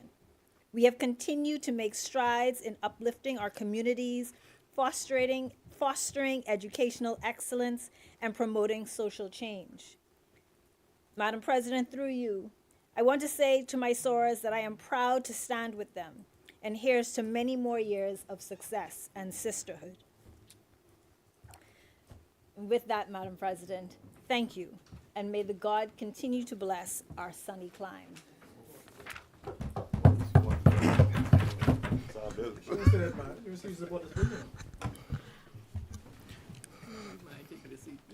No, I just making a point. Okay. Yeah. Thank you. Thank you, Senator the Honorable Michael Abonnet Ellis, for your contribution. The chair recognizes Senator the Honorable Barry Griffin. Madam President, I just stand on a point of order to correct the good senator. I didn't want to interrupt her while she was in her flow of inaccuracies and misleading statements. I tend not to get up much on these points. I like to allow a healthy room for theatrics. You know, we understand that comes with the job, but when they're outright lies and misstatements, I just want to correct it. The good senator would have stated that the GDP that the Bahamas did not. Yeah. So, well, I'm gonna say what the lie is. Mistruth, lie, untruth, something that is not true, however you want to, something that's not factual, however you want to characterize it, Madam President. The good senator would have indicated that the economy has not grown under the PLP, that the PLP is not delivering a robust growth for our nation. So I just want to show the facts of the IMF that she quoted. In 2017, when the PLP left power, the GDP was at $12.24 billion. In 2020, during the throes of the FNM administration, our economy decreased to $9.9 billion. At the end of 2021, after the PLP took over, it was back up to $11.37 billion. 2022, $13.14 billion. 2023, $14.43 billion. So every year since the PLP has been in power, the economy grew, and that's factual. That's statement. I also want to say that in 2021, the economy grew by 15.4%. In 2022, by 10.78%. 2023, growth was decreased to 2.64%. And even with the growth that the IMF anticipates for 2024, the economy is still growing in the Bahamas. And just to give a bit of global context, the economy of China, the fastest growing economy in the world, is only at 4.8%. The US is only growing at 1.9%. And so our growth rate, even with the downturn that the IMF anticipates, is still larger than the growth of the United States of America. And so the only fact that you can deduce from that is that the Bahamian government, the PLP, is delivering a strong, robust economy for the people. As I said, I like to allow a bit of leeway for the theatrics, but the facts have to stand on the record, Madam President. Thank you. Point of order, Madam President. Point of order. Thank you, Senator. Senator. Yeah. The Senator Vice Romney? President of the Senate himself is doing exactly what he accused the opposition of doing. He is blatantly misleading. And despite the numbers that he see projected there in 2020 of the shrinkage of the economy to about $9 billion, the fact is, in the year 2020 is when COVID struck, and the country was shut down, the world was shut down during that time. The growth that they see in the economy is really due strictly to how the FNM, all through the pandemic, kept the fundamentals of this country strong. Thus, 30 days, 90 days after they would have come into power, the country was boasting of a $90 million surplus before they even had time to learn how to walk or was potty trained in their new government. The reality is they are receiving the blowback that happened as a result of the shutdown, pent-up demand, which they also projected themselves in anticipation of their budget that they presented here, that will level off to a certain norm. So what he's representing as such facts, he needs to learn as a lawyer to tell the truth, the whole truth, and nothing about the truth. Because the thing about economics, you could play with the figures, you could play with the books, but people feel it who on the ground trying to earn those bucks. And so with that, I want to correct Senator Griffin and speak the truth to the matter what he was saying. And I'll end with this simple point, Madam President. I will end with this simple point. One of the hardest things our country have to face, Madam President, is the fact of the rate of our borrowing.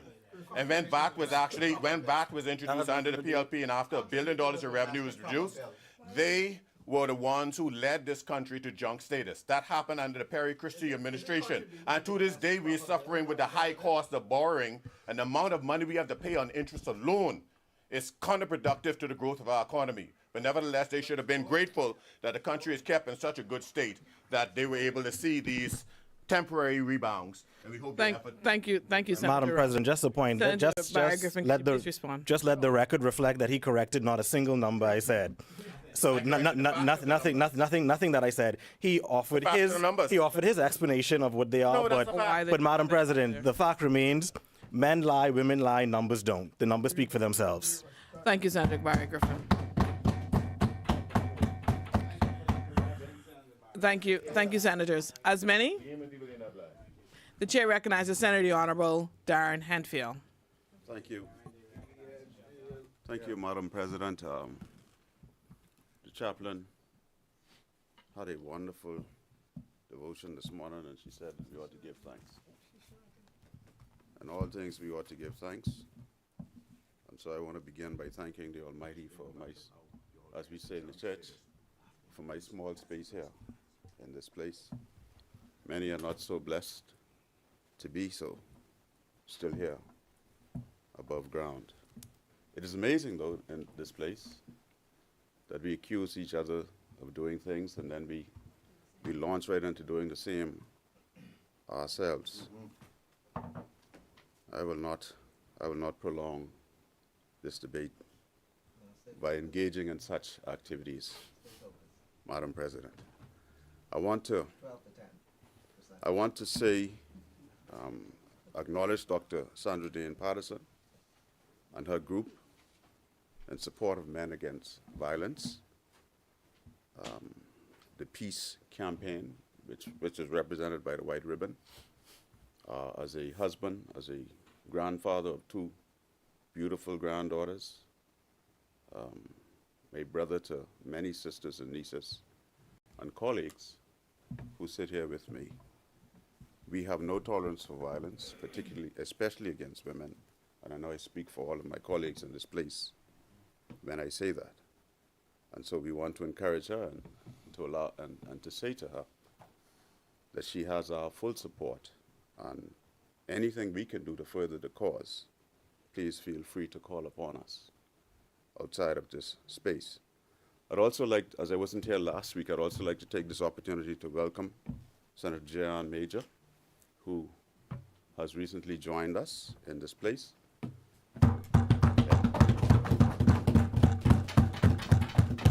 And to say to you, with greatest of respect, watch the company you keep. Yes.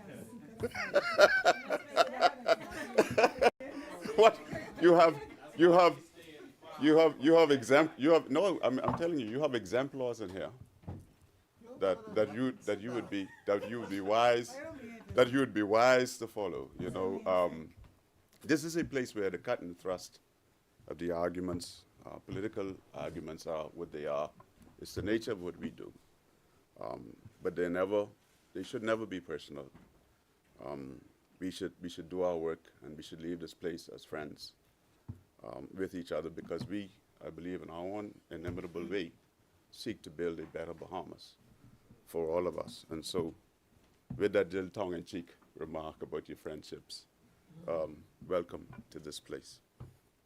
Madam President, you know, I don't know whether to thank the government presenters or to argue against what they were representing here today, because the Attorney General went to great lengths to say to the Bahamian people he was what we call approbating and reprobating, blowing hot and cold. He went to great extents to say to the Bahamian people, this is a bill foisted on you by the FNM. And then at the end of the day, it all came out in the wash that this is an OECD G20 initiative, which keeps us off the blacklist and keeps us in good standing in the communities of the world. And as I go through my notes, we'd find that I've heard numbers like 140 countries have signed on to this initiative, and I've heard as high as 180. I would say just at least 140 countries. So our administration was not by itself in agreeing to sign on to this legislation, which this government now falls upon, and rightly so, to keep our country in good standing as we try to do business in the rest of the international community and in the world. And then I was further taken aback when he said that the revenues generated would be in the region of 200 million. That's yeah, because I heard the Prime Minister's projection. Yes, it was his personal view, but the Prime Minister's projection was that it would be in the region of 140 million. Yeah, that's what he said. That was the Prime Minister's projection, right? No, I'm not impugning him. I'm just saying that it's a moot point. it is And you said he's a tax lawyer, so we it's a big fig. It is a big 200 million is a big figure, And I just want to remind my colleagues when we speak about VAT, that VAT is a regressive tax, and yes, we all agree, that VAT is what it is, but VAT was introduced under the PLP administration.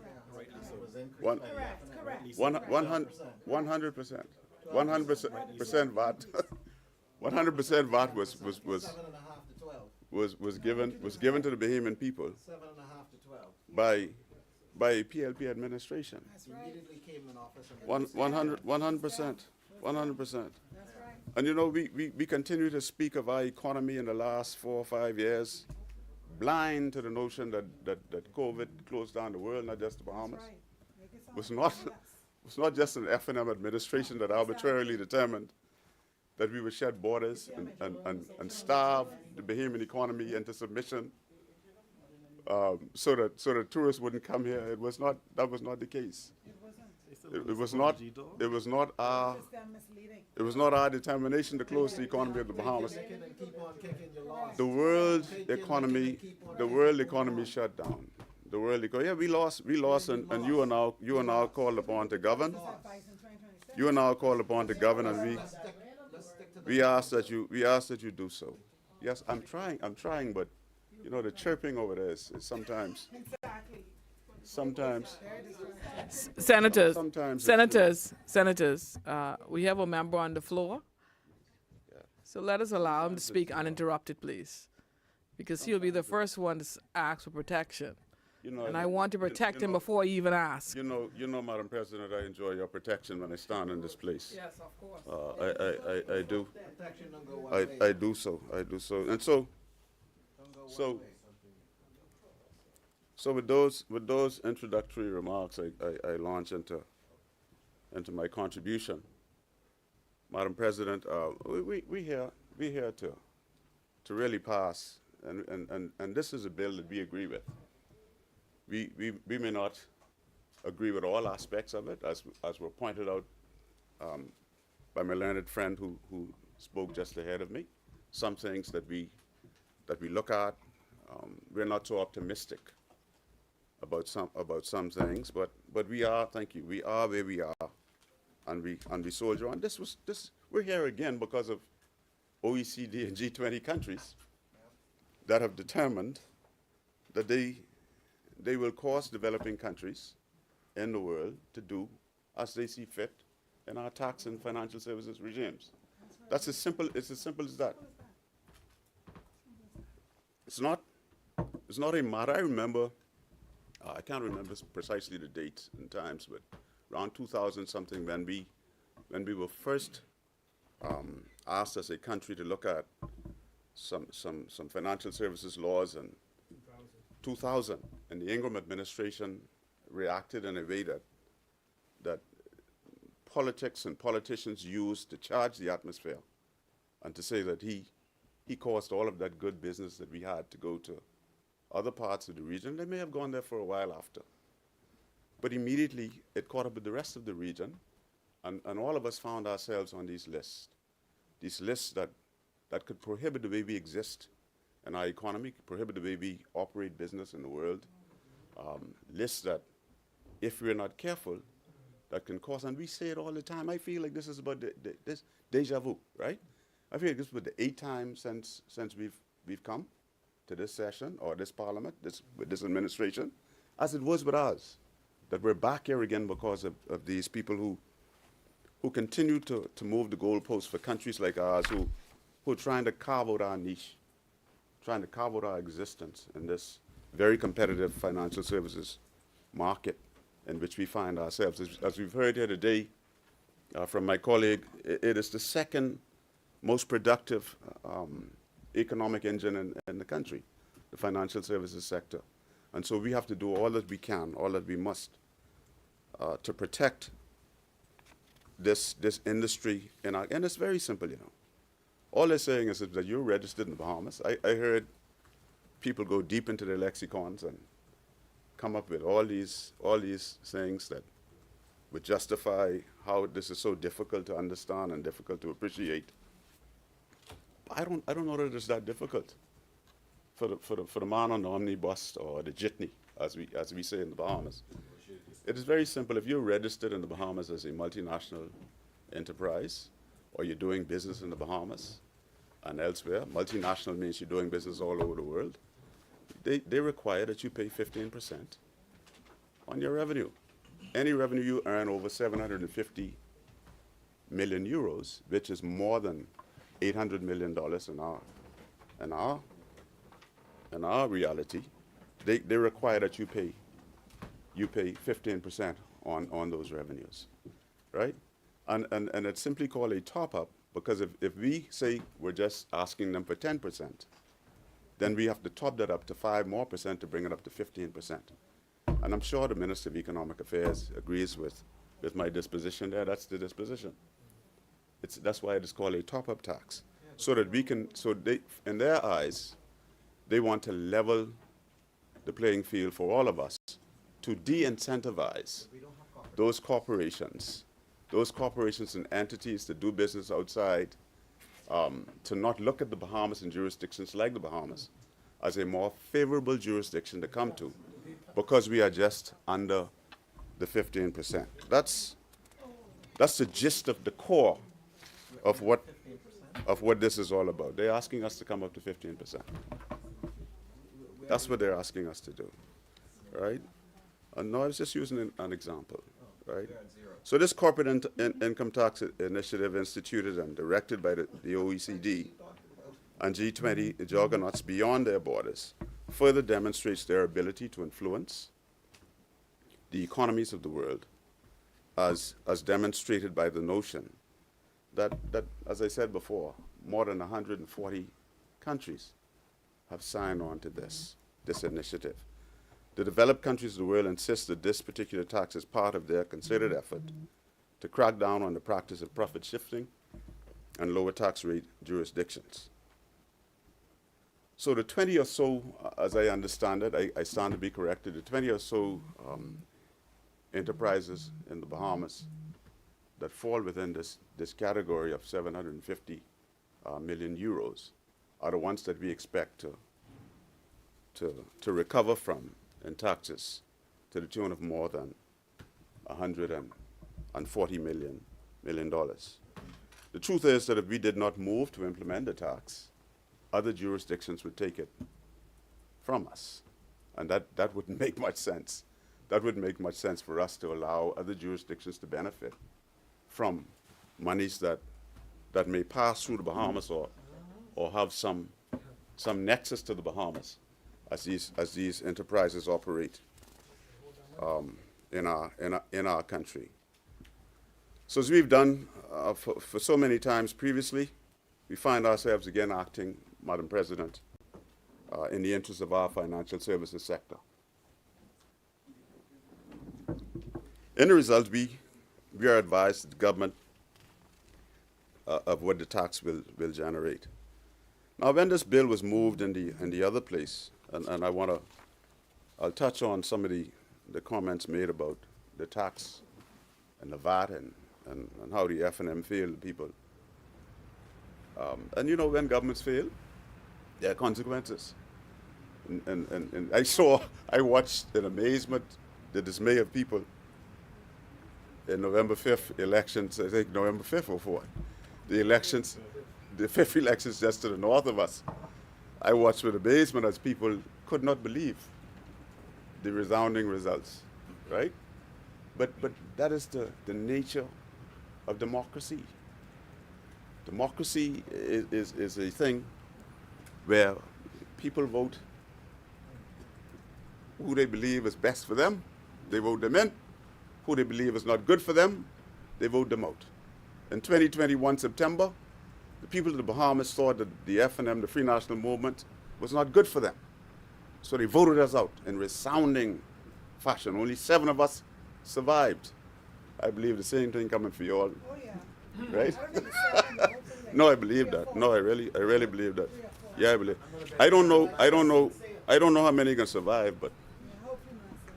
But you know, I remember in 2017, and you know, we fool ourselves as politicians to think that it is something so attractive about us that cause people to vote us in, or keep us in, or vote us out because they don't like the other fella. If you look at the last several elections in the Bahamas, you'd recognize that people were voting people out. They weren't voting people in, you know. They just say, this crew so bad, I got to get rid of them. And they, you know, in 2017, I think four survived in the PLD, 4. And that was ironic because the elections were called on the 10th of May. And I remember as a member of the Defense Force, that's the same day, the 10th of May was the anniversary of Flamingo. And we lost 4 seamen. No, I don't want to digress. So all I say is people, when people vote governments out, they vote a government in, and they expect better. The Bahamian people voted, Madam President, for a new day, for a better day. Having suffered through the consequences of Dorian, having suffered through the long winter, right? Summer and winter of COVID-19, they wanted better.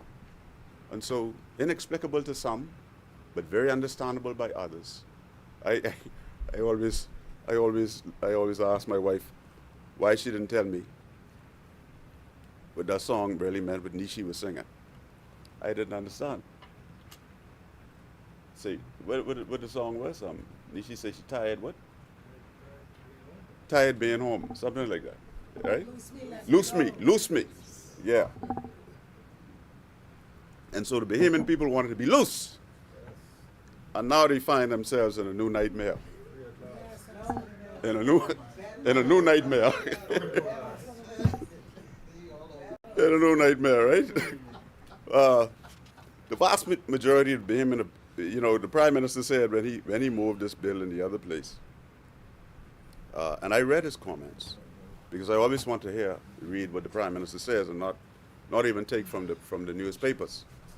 Those comments. The Prime Minister actually said when this bill was moved in the other place, it was accompanied by the notion that this newfound wealth will support the government's transformative, people-focused agenda. People-focused agenda.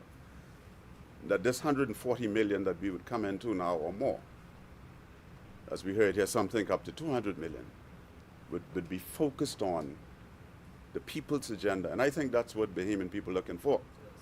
The Bahamian people are looking for the mechanism by a government, any administration, that would cause them to be a part of what the government is doing. Not just a by-the-way kind of thing you do in the interest of politics or in the interest of being re-elected, but they want real focus. They want a real focus on them. I wouldn't get into the issues from the people from the north of us, but I believe they thought that they are voting in a change for real focus on the things that they are concerned about. the things that they are concerned about, and that's what Bahamians voted for the New Day for, right? The Prime Minister actually went on to say, whilst moving the bill in Parliament on the 6th of November, I think that was the date, that the vast majority of Bahamian people have experienced lower taxes in the past 3 years. Not surprising, coming from him, though, as many Bahamians have concluded that the Prime Minister is out to lunch when it comes to what they're feeling and what they're going through, right? Many Bahamians feel like the Prime Minister is completely disconnected from their reality on the ground, right? I mean the Prime Minister no disrespect. I mean him no disrespect. I'm just speaking the truth here.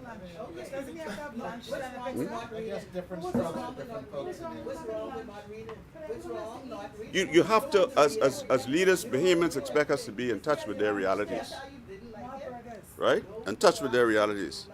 So no Bahamian, Madam President, be they PLP, be they FNM, right, or completely politically indifferent, believes that this administration will use the projected windfall of $140 million to do anything about easing the burdens that they bear daily. And people are in the Bahamas very jaded by what governments say, what administrations say, not just y'all, us too. And so you find yourself in a dispensation where people are actually listening to voices that tell them, Madam President, we're going to be able to do this for you. We're going to be able to do that for you. You know, it's almost like Oprah, that you get a car, right? And we know that's not the reality.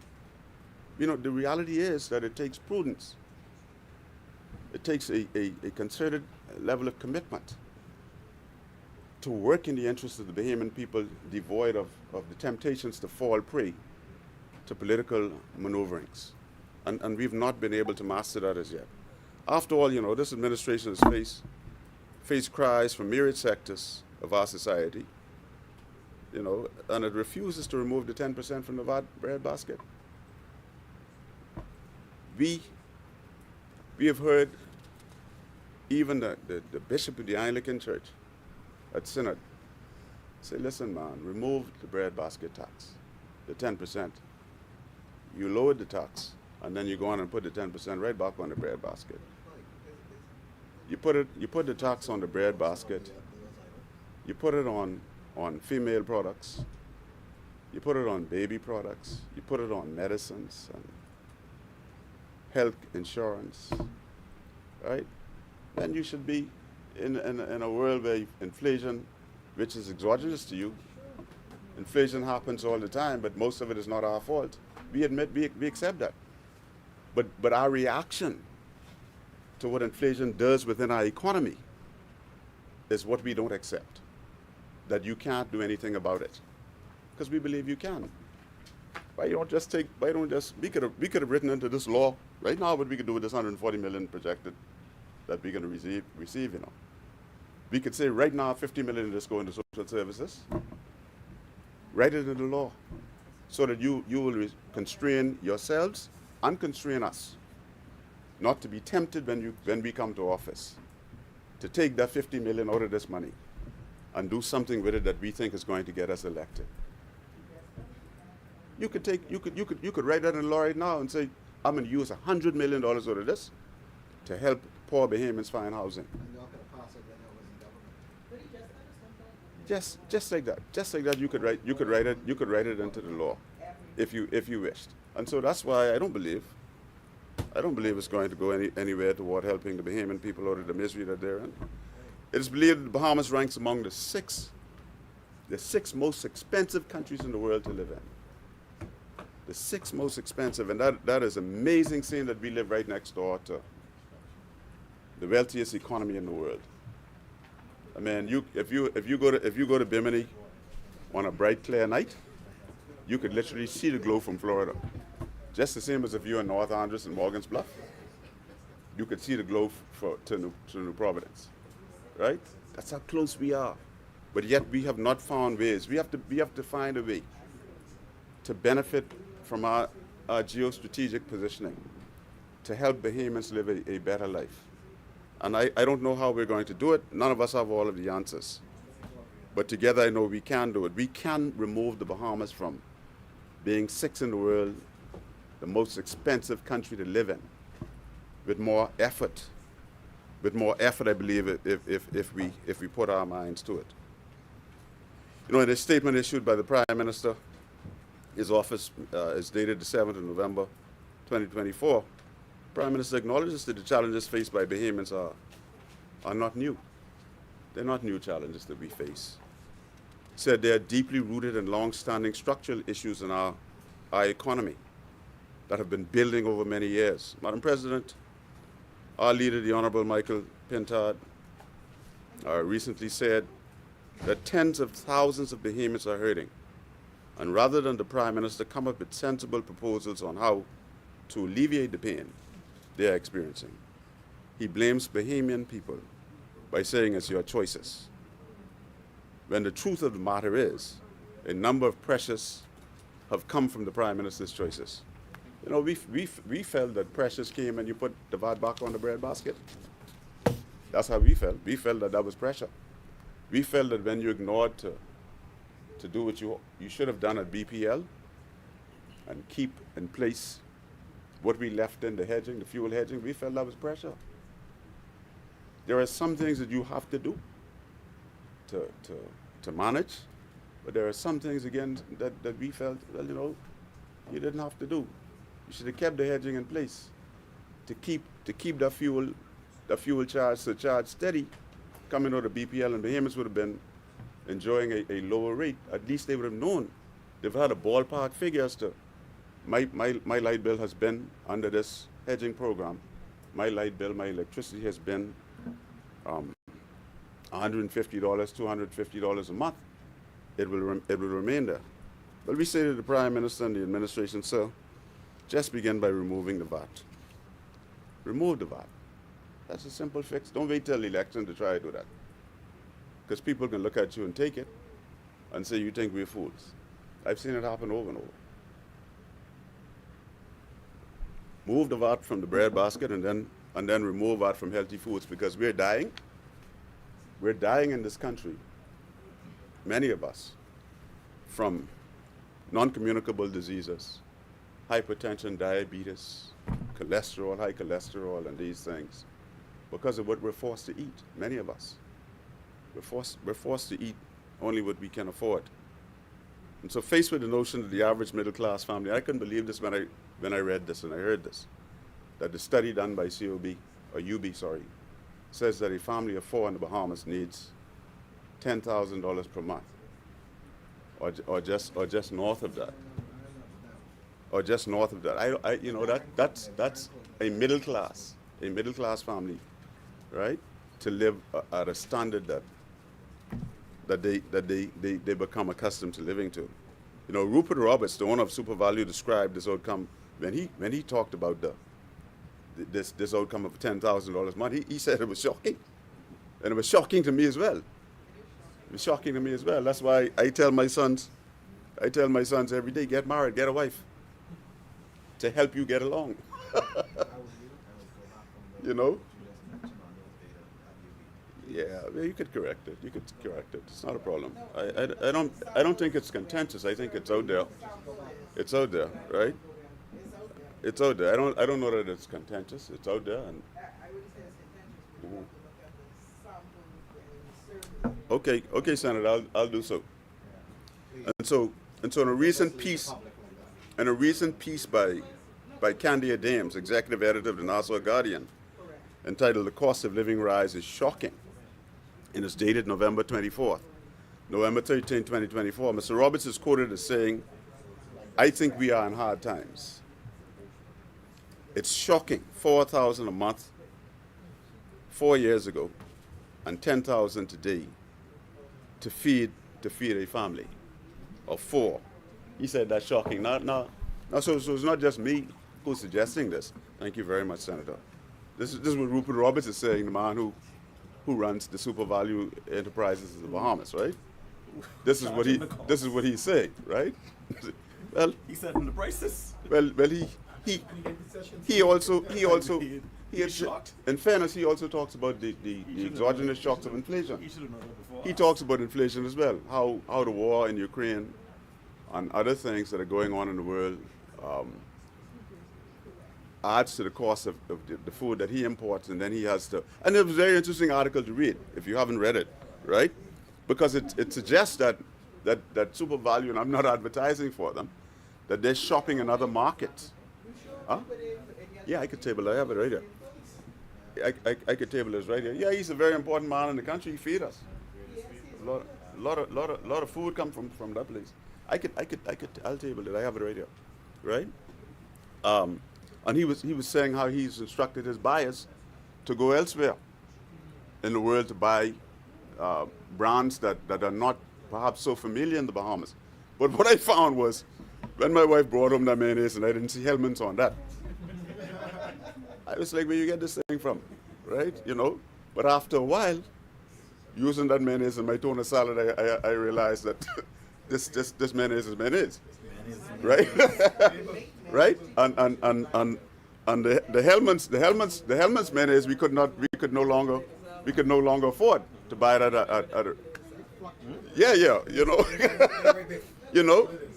And so he's actually instructed his buyers to go elsewhere in the region, perhaps, you know, Brazil and other places, he said, to buy more affordable products for Bahamian families. And we have to, as lawmakers and leaders, we have to encourage Bahamian families to know that, you know, you have to make some adjustments. If you can't get the Hellmans, you know, get the other label. Get the other label. What is it? Dukes. Okay. So Senator Forbes say Dukes is good. All right. I don't know if it's Dukes that we get. I can't remember. I can't remember especially what it is. Right. So you know, food security.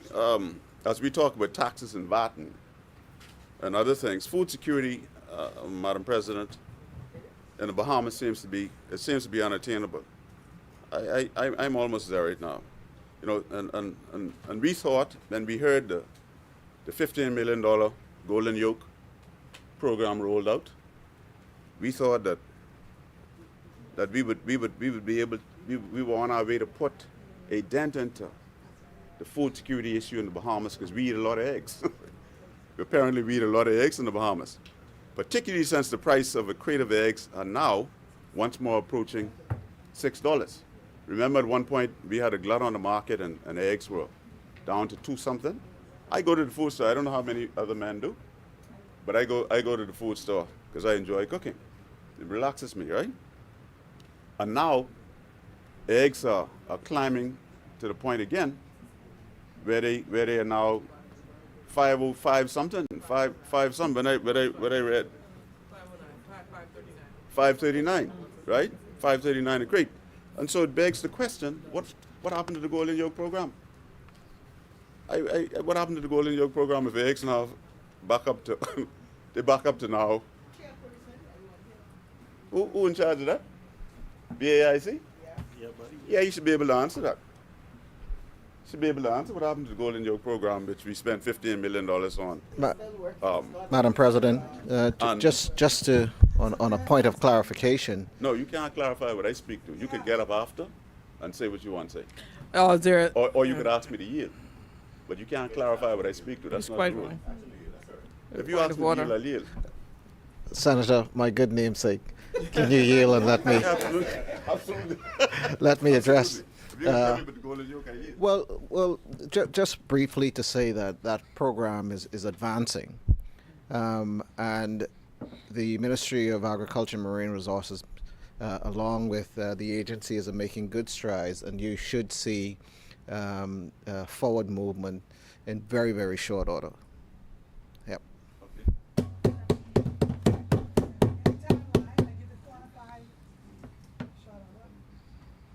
You know, Mr. Robertson, the article, it's good to know that something is coming out of the Golden Yoke program, because our food bill, Madam President, is well over $1 billion annually, and the Golden Yoke program was projected.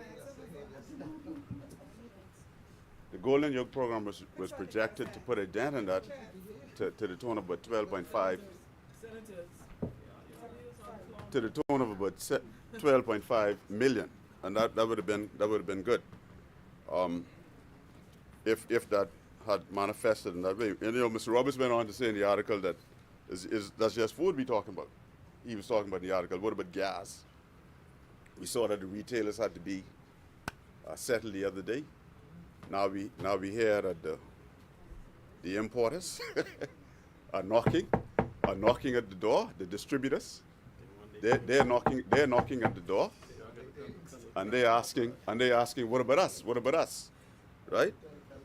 And they make a case that they have not been looked at for many, many years. But I'd just like to remind them of the profits that they have been getting for many, many years. They have been getting, yeah. I mean, every senator has to be knocking down, man. I don't know if you want to, but that's up to you. But when you look at the retailer and the profits that the distributor gets, it's different. It's different, right? And so we have a long way to go. Madam President, taxes are supposed to be used to the benefit of the people. And despite having the most, sometimes I've heard this administration described as the most unfriendly toward business in the modern era. And my colleague mentioned that. You hear that in the council meeting. My colleague. You hear that. No, I recall a piece by Davy Burrows, which I used in an argument in this place, and tabled previously in here, where he said that this is the most unfriendly administration toward business. The draconian measures that this administration has taken to deal with businesses in the Bahamas is most unfriendly, most unkind, and he went as far as to suggest that the business community, you're a businessman, that the business community should be a partner with government in helping to keep the economy floating on a boat. In our administration, when we come next, we're projecting that we're not going to charge business licenses on companies that are under $100,000. Because we believe That's the that case now. business licenses? Yes. Okay, well, that's good. So y'all ain't That's changing good. nothing. That's the That's grand good. plan. Madam President, I stand on a point of order. All right? No. The chair recognizes Senator the Honorable Darren But he Bixcock. corrected himself. He mumbled. He mumbled, but he didn't correct himself in a way where the public understands. Madam President. Right? So I want, Clearly you don't run a business, man. yeah, I want the honorable senator to understand that the case is currently that taxes are not levied on businesses making 100,000 or less. You mean Business VAT. license fees. You mean VAT is not paid. No business license. Business license. Okay, I stand corrected. No, so I want it, Madam President, I want it struck off the record. Hold on, but that's I the ain't- grand, I ain't got no- business plan. I ain't got no Something we further- do. I ain't got Because, Madam President, what it is doing is it I- misleads the public. That's all. Thank you. I exceed the point. Thank you, Senator Henfield. I exceed the point. You see the I point. see the point. Okay, so therefore we're gonna remove. That's the F&M grand plan. Yeah. And so, no, we have some more plans. What? Other ones? We have some more plans that we can let you know about You gotta let us in know we ain't due already time. doing In due time. You gotta let us know Order. we already doing. Madam Order, President, order. Wait. Hold up, please, Senator Hanfield. Hold up, please. Senators, just want to strike from the record the remarks with respect to the business license yeah, I fees was being wrong- I was removed. wrong with that, and I'm a big boy, I admit. Thank you, Senator And I'm Hanfield. wrong, unlike many people in here. Thank you, Senator Hanfield. Please kindly proceed. Thank you. Thank you, I appreciate that. many Thank you, people in proceed. here who go to the gallows. Who go to the gallows holding on to mistruths. I'm not like that. Madam President, taxes are supposed to be used to the benefit of the people. And despite having this most unfriendly administration toward businesses and collecting taxes, to the point where we see armed security, we see armed men going into business places and collecting or forcing people to say, go and pay your tax. That's not the way you should be doing business in the Bahamas. And we vehemently oppose such tactics in the Bahamas, this fun-loving, beautiful little country. I saw a fellow on the news out of Marina who said that when this group came through his marina, he didn't know what to say to the tourists. and the guests. Of course, I mean, certainly we don't have to stoop to such draconian measures in the interest of collecting taxes. And you know, we see all across the country that the taxes are not benefiting us, they're not benefiting people. I get to my phone every day, the verges of the street on Sherland-Boodle Highway, they're overgrown, bush reaching into the road, and governments are blamed for these things, administrations are blamed for these things, because it is the administration's responsibility to keep public infrastructure. The roads are filled with potholes. Cars are being broken up. The docks are in a state of disrepair. Green Turkey is still crying for a dock.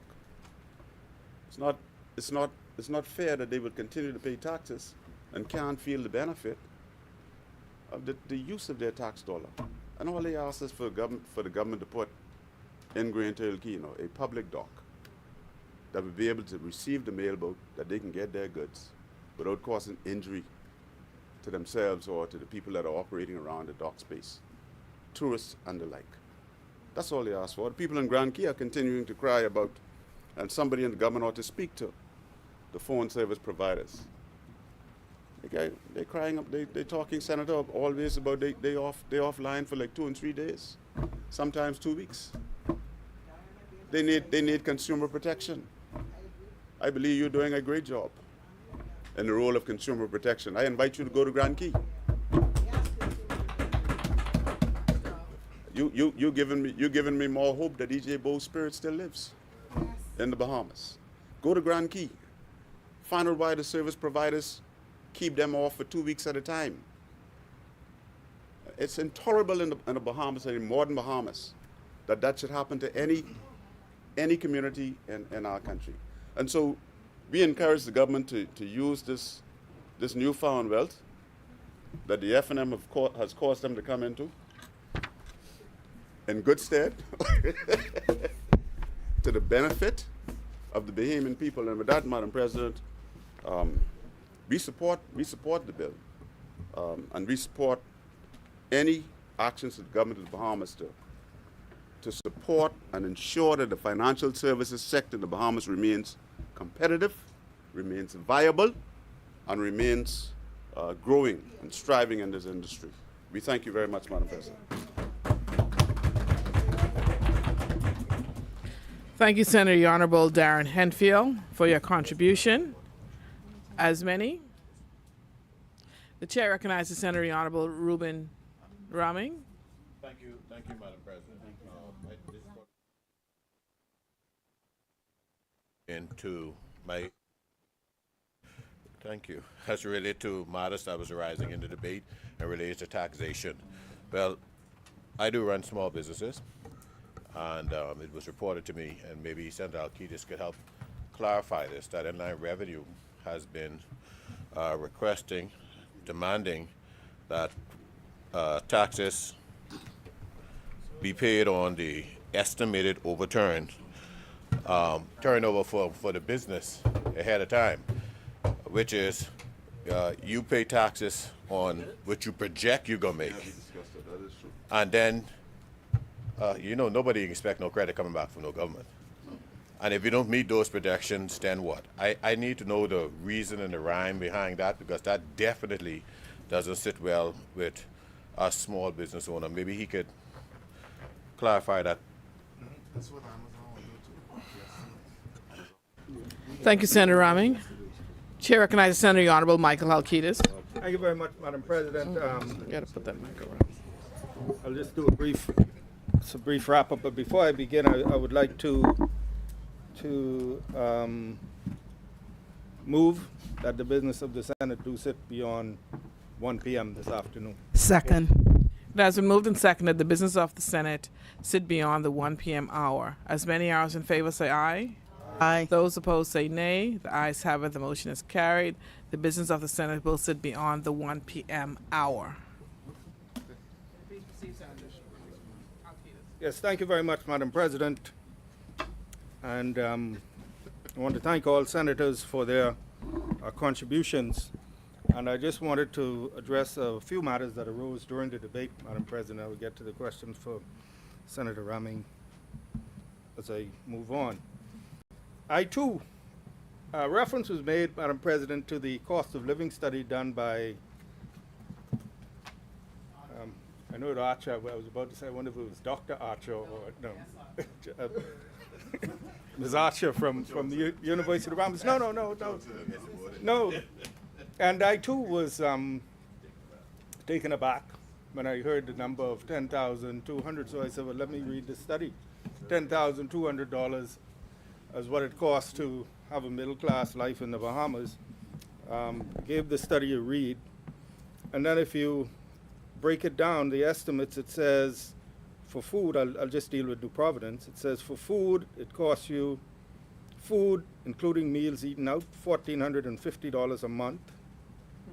Housing and utilities, $2,000 a month. So that's the light bill and the water bill.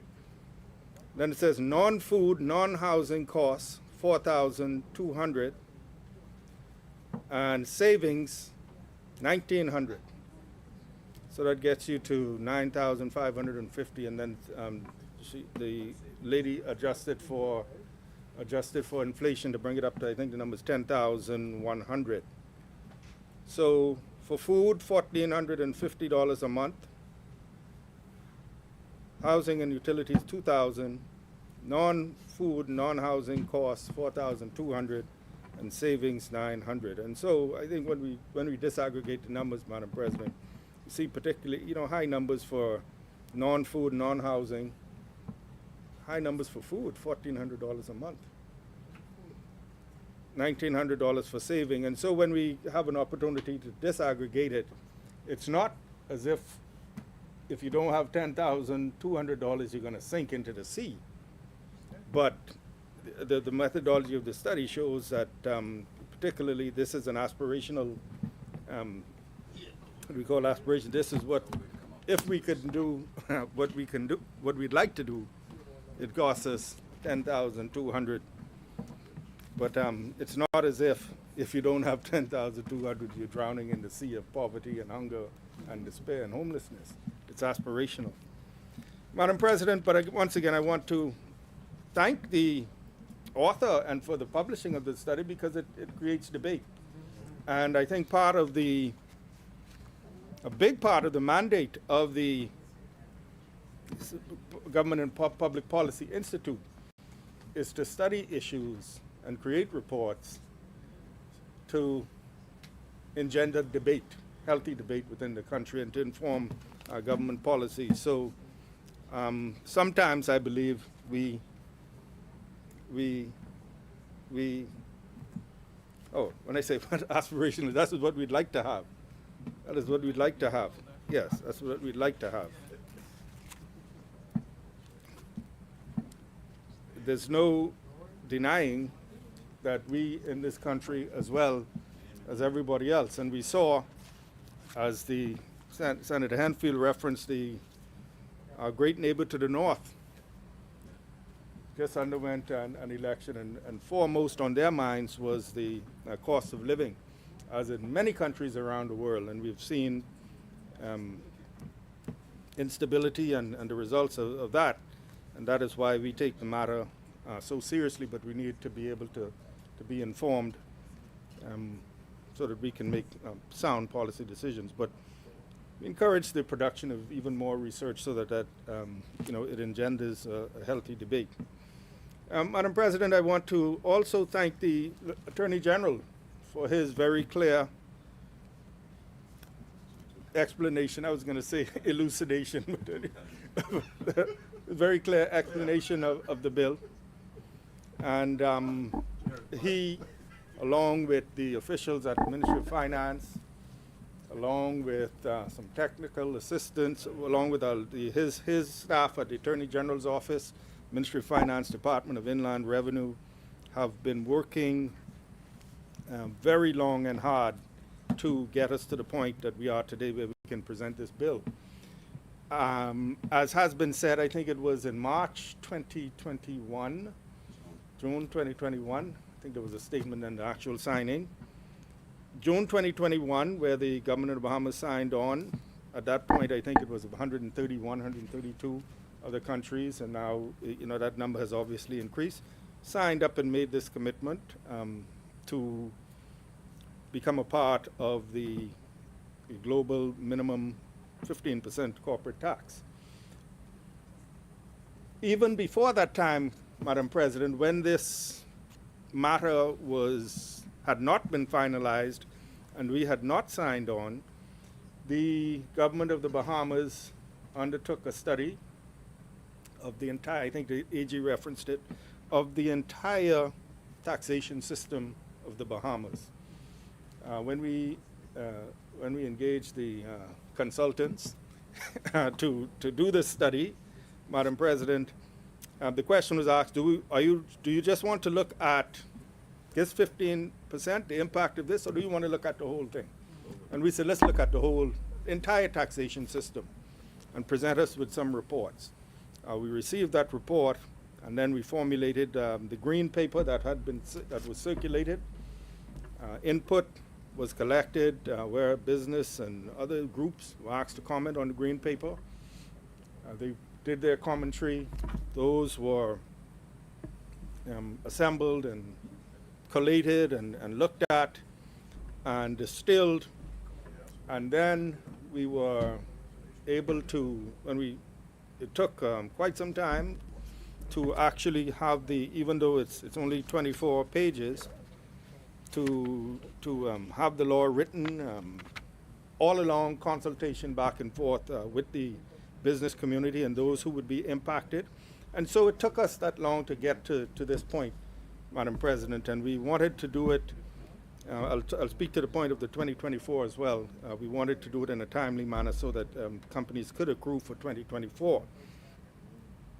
And so the point I want to make, Madam President, is we got here as a result of a lot of consultation, from the study to the green paper to the feedback, as the Attorney General said, publishing all of the information on a dedicated website, and as well having meetings, having discussions with those multinational entities who operate within the Bahamas who tended to be impacted. And so all through the process, information is provided, then the legislation was published, the draft legislation was published with the invitation for even more consultation and input. And so here we are today. We believe that what we have is a result of really genuine and extensive consultation that overall in our meetings and in our discussions, my I wouldn't say instruction, but my directive to the technical staff was, now we must be able to come up with something that would not be a net negative for us. If it's a net negative, there's no reason to do it. This must be something where we will be getting revenue. So we want to speak to those entities that are involved, get their views, incorporate them as best we can, because at the end of the day, we want to be able to come up with a piece of legislation that would be a net positive to the country. And we think that we have that, Madam President. Madam President, the issue of staffing and human resources and expertise at the Department of Inland Revenue is a vexing one. Back in 2013, 2014, as we were about to implement the VAT, we recruited some individuals to work in the Department of Inland Revenue. Because we had to do it quickly, we recruited a lot of those on contract. Unfortunately, Madam President, we have not been able to move as quickly as we should in terms of making a lot of those individuals permanent employees, giving them that security, and many have left. Many have gone back into the private sector, and so we have to continually recruit. The point made by Senator Ellis is that this is, I think, if I could summarize it, this is a specialized area that requires specialized expertise. We have done some recruiting recently, particularly in the tax area, because we lost some assets, very valuable assets from the legal portion of DIR, And so we're seeking to replenish that and build. And in the short term, we might have to engage people who have expertise who are not Bahamian. But our view is that, and I've spoken with the Attorney General about this as well, our view is we need to find ways to attract people, more Bahamians, particularly into that part of the law that deals with taxation matters, who want to work in the public sector. It's a very specialized area, and we have to find ways to be able to attract Bahamians, more Bahamians to become involved, because it is correct. In the department, there has tended to be a lot of turnover. We are addressing the issue of staffing, engaging the Ministry of the Public Service to regularize many of those folks who have languished for far too long. And so we're hopeful to have some positive results in that area. We have been looking at what the competition has been doing, and so benchmarking what they have put forward. You know, some countries have moved faster. They put in place certain exemptions and certain incentives. And so we were mindful of that as we were crafting this legislation. The point on, and so we think we will remain competitive. 2024, the bill comes into effect 2024. That allows companies to choose to accrue for 2024. That was a big point with some of the entities that are impacted. They wanted to be able to accrue for 2024. Yes. So all of this is, I hate to say it, right? But, and I shouldn't say I hate to say it, but as part of the process of designing the legislation, and if you are adopting rules put forth by the OECD, part of the ongoing development of the legislation is a constant communication to make sure that what you're putting in place comports with your commitment, so that we don't have to be coming back saying we have to change. We are committed to using any increased revenue that we might get. You know, I'm like you, Senator Henfield. I'm like Senator Henfield, Madam President. I don't like to count before we get it. But you know, the idea is, you know, to be able to implement this domestic minimum top-up tax, to receive the revenue. Our estimates are in the region of 140 million. It might be more, it might be less. Hopefully it's more. To be able to use that to improve the lives of Bahamians and ease the burden. And you will be hearing some initiatives coming forward very soon. In advance, for the question for Senator Raming, I got that concern. My understanding is, as you're applying for a business license, let's say you're renewing it this coming January, or when you renew, you will do an estimate of your turnover, and if you underestimate, they'll make an adjustment when you do your return. If you overestimate and pay too much, they will give you a credit. Yeah. Yeah, they'll give you a credit. Yeah, go ahead. The thing about it is, and I like how you. Wait. You got to be recognized by the chair, please. Chair recognized Senator Honorable Ruben Rami. Yeah, the thing about that is, and I agree with what Senator Alcides agreed with, what Senator Henfield agreed with, now Senator Roman agrees with it, the fact that we don't want to be counting monies that we ain't get. But yet inland revenue doing that to us. They're taxing us on the projections, even to the extent that they almost want to dictate what our projections are or will be. And then we have to pay that, and if you don't pay that, we don't get our business license. And starting now, if you don't pay that, you don't get your business license. So I could say this was actually made. And what's happening now is that, still going forward, they were first told that that was a one-off thing. That started to make me think, okay, the government must sure need some quick money, shoot up there, whatever, because what other sense it made?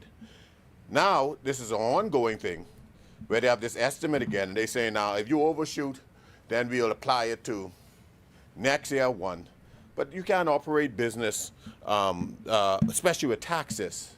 Let me pay what is due to me. All right, and you have the options. You have the options to audit if you so choose. But I believe it is patently unfair and is gouging on behalf of the administration to force business to pay on an imaginary projection. How could you do that in transportation when people are canceling, bad weather, any kind of different type things? How we could do that on contracts that may be contingent upon so many other businesses and their stability, or even their their marketing pitch. They may decide they don't want to do things with you. And so I don't see how reasonable that is. How do you say in Foxhill? That song, hoggish and grabalicious, man, because listen here, ain't nobody want to pay government more than what is due to them under the law through taxes. And I don't want to pay tax on an imaginary thing. No, it's not. It's not an imaginary. Yeah, it's not an Projection imaginary. is. Yeah, but you'll base your projection on what you did last year. And then so it'll be more or less. Yeah. No. Yeah. They do that, but the government is not a savings bank for me. No. I sit now. Yeah. Sorry about that. Please proceed. Madam President, any money that I make in my business should be latitude for me to be able to continue to pursue my business. I can't have $1,000, $10,000 tied up on something waiting on an imaginary thing. At the end of the day, you still have January to March, March? All right, to present your stuff, they could audit, they could check. But it's still unfair to those who've been through the business to have to be paying on a projection, man. No. No.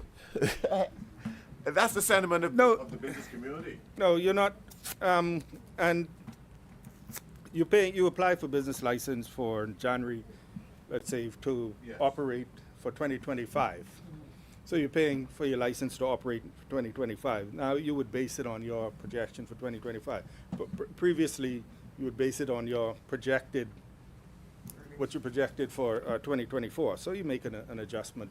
You think you're going to have some more business, so you're going to have a little less business. I think there was an adjustment period between 23 and 24, where there was a transition. But going forward, we don't expect it to be a difficulty. Let me see if I can do it colloquially. Thank you, Madam President. Why is a business having to pay money that is not in hand? The government projection, again, is still money I have not yet received. I have not yet earned. But I'm paying on something I have not yet earned. I can't remember it in the States, but they try to do something in the United States that was like that, where they make these projections that you got to pay for, and you have not earned that. Pay me on the back end, what I've earned, let me pay for. You make it go out of business, and then go through the process of now having to try to recoup your 10 cents back for him non-revenue, and you know that is next to impossible. Yeah, no, but you see, We just won't pay the taxes on what is earned. If you go out of business, you apply for business license to operate in 2025. You pay based on, let's say, previously 2024, right? And so you would pay anyway, all right? Now, so it's not that you're waiting to earn the money to pay, because even when you would have gotten a business license at the beginning of the year, you could have still gone out of business, let's say in June, but you would have paid, to have your business license. All right, so it's yeah. Still paying it for. Yeah, no, We still paying, buddy. no. I mean, the language might be, inelegant, but Could you just fix that, sir, please? yeah, I don't think it'll be an issue. I think as people see, as we go through the season coming up, which we're approaching, I think it will be much easier. We Government their own projections. yeah. But they're gonna pay on a projection. Yeah. No, I think as we go through this exercise, Mr. Senator Ramming is a businessman. As we go through the exercise this year, you would see that it would be much easier than it was last year when we were dealing. No, you'll see. All right. So, Madam President, the other issue that arose was the issue of collection and the government's collection practices. And, Madam President, it is the intention or it was announced that the government, instead of increasing taxes, would seek to be more diligent in collecting taxes that were due and outstanding. And we have, we had the incident that has been referred to by senators where you had the picture of security accompanying officials from the DIR. Prime Minister made a statement to that effect that is not something that we want to see. But, Madam President, but we will continue. Our objective is not to increase or implement anything new, but to just collect what's due and owing to the government so that we can be able to do more, fix some roads and those things. And so,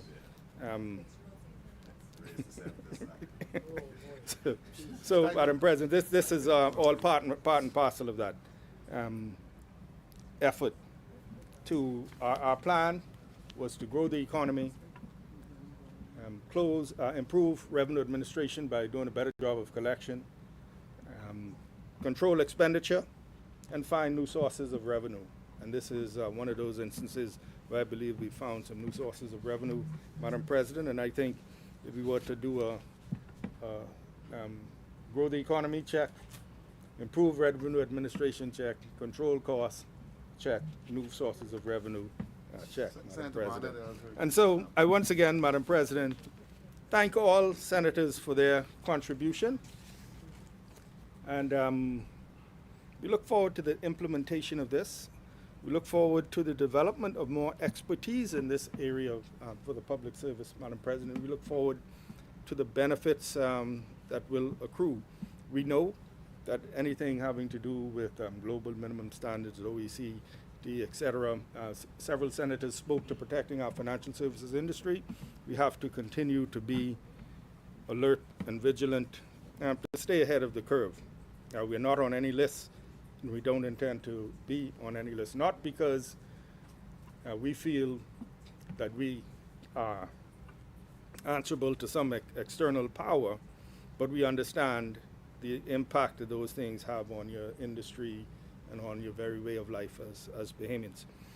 So, Madam President, with those few words, I once again thank all senators, and I move for second reading of a bill for an act to implement through the incorporation and application of the Globe Model Rules a domestic minimum top-up tax and for connected purposes. Thank you, Senator the Honorable Michael Halkitis. It has been moved and seconded that the following bill be read for a second time and committed. A bill for an act to implement through the incorporation and application of the Globe Model Rules a domestic minimum top-up tax and for connected purposes. As many are in favor say aye. Aye. Those opposed say nay. The ayes have it. The motion is carried. Order the bill be read for a second time and committed. A bill for an act to implement through the incorporation and application of the Global Model Rules, a domestic minimum top-up tax and for connected purposes. For the second reading, There are none, Madam President. Committee of the Whole. Madam President, I move that the Senate do now resolve itself into a committee of the whole with the Vice President, Senator Barry Griffin, in the chair. Is there a second? Second.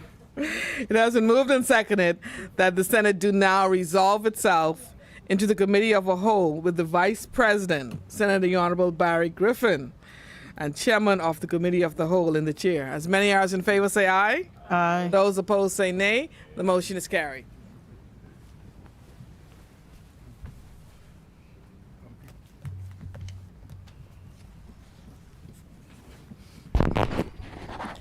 Committee of the Whole.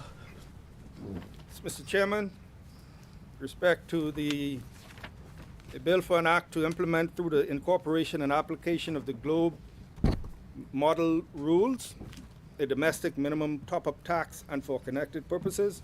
I move that the long title of the bill be agreed. Second. It has been moved and seconded that the long title of the bill be agreed. As many are in favor say aye. Aye. Those who oppose say nay. The motion is agreed. Thank you. Mr. Chairman, I move that the short title of the bill be agreed. Second. It has been moved and seconded that the short title of the bill be agreed. As many are in favor say aye. Aye. Those who oppose say nay. The motion is agreed. The short title is agreed. Thank you, Mr. Chairman. I move that clauses 2 through 24 of the bill be agreed. Second. It has been moved and seconded that clauses 2 through 24 of the bill be agreed. As many are in favor say aye. Aye. Those who oppose say nay. The ayes have it. The motion is agreed. Clauses 2 through 24 of the bill are agreed. Thank you, Mr. Chairman. I move that the bill be agreed in its entirety, inclusive of Schedules 1 and 2. Second. It has been moved and seconded that the bill be agreed in its entirety, including the first and second schedules. As many are in favor say aye. Aye. Those who oppose say nay. The ayes have it. The motion is agreed. The bill is agreed in its entirety, inclusive of Schedules 1 and 2. Thank you, Mr. Chairman. Mr. Chairman, with respect to a bill for an act to provide for the establishment of an urban renewal authority to improve the quality of life of residents in designated urban communities throughout the Bahamas and for connected purposes, I move that the long title of the bill be agreed. Second. It has been moved and seconded that the long title of the bill be agreed. As many are in favor say aye. Aye. Those who oppose say nay. The motion is agreed. The long title of the bill is agreed. Thank you, Mr. Chairman. I move that the short title of the bill be agreed. Second. It has been moved and seconded that the short title of the bill be agreed. As many are in favor say aye. Aye. Those who oppose say nay. The motion is agreed. The short title of the bill is agreed. Thank you, Mr. Chairman. I now move that clauses 2 through 40 of the bill be agreed. Second. It has been moved and seconded that clauses 2 through 40 of the bill be agreed. As many are in favor say aye. Aye. Those who oppose say nay. The motion is agreed. Clauses 2 through 40 of the bill are agreed. Thank you, Mr. Chairman. I move that the bill be now agreed in its entirety, including the first and second schedule. Second. Including the schedule, sorry. It has been moved and seconded that the bill be agreed in its entirety, including the schedule. As many are in favor say aye. Aye. Those who oppose say nay. The motion is agreed. The bill is agreed in its entirety, including the schedule. Mr. Chairman, I move that Madam President do now take the chair. Second. It has been moved and seconded that the President do now take the chair. As many are in favor say aye. Those who oppose say nay. The motion is carried. Madam President will now take the chair.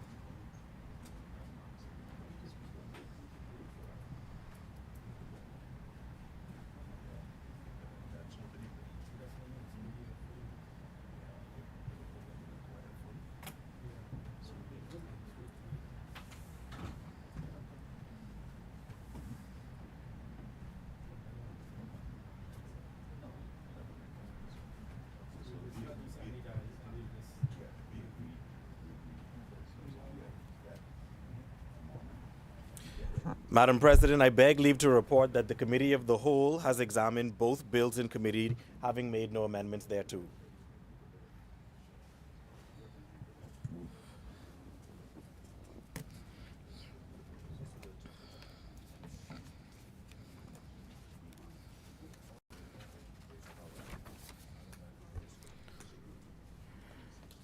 Honorable members, the Vice President and Chairman of the Committee of the Whole has reported that the committee has examined the bills, having made no amendments thereto.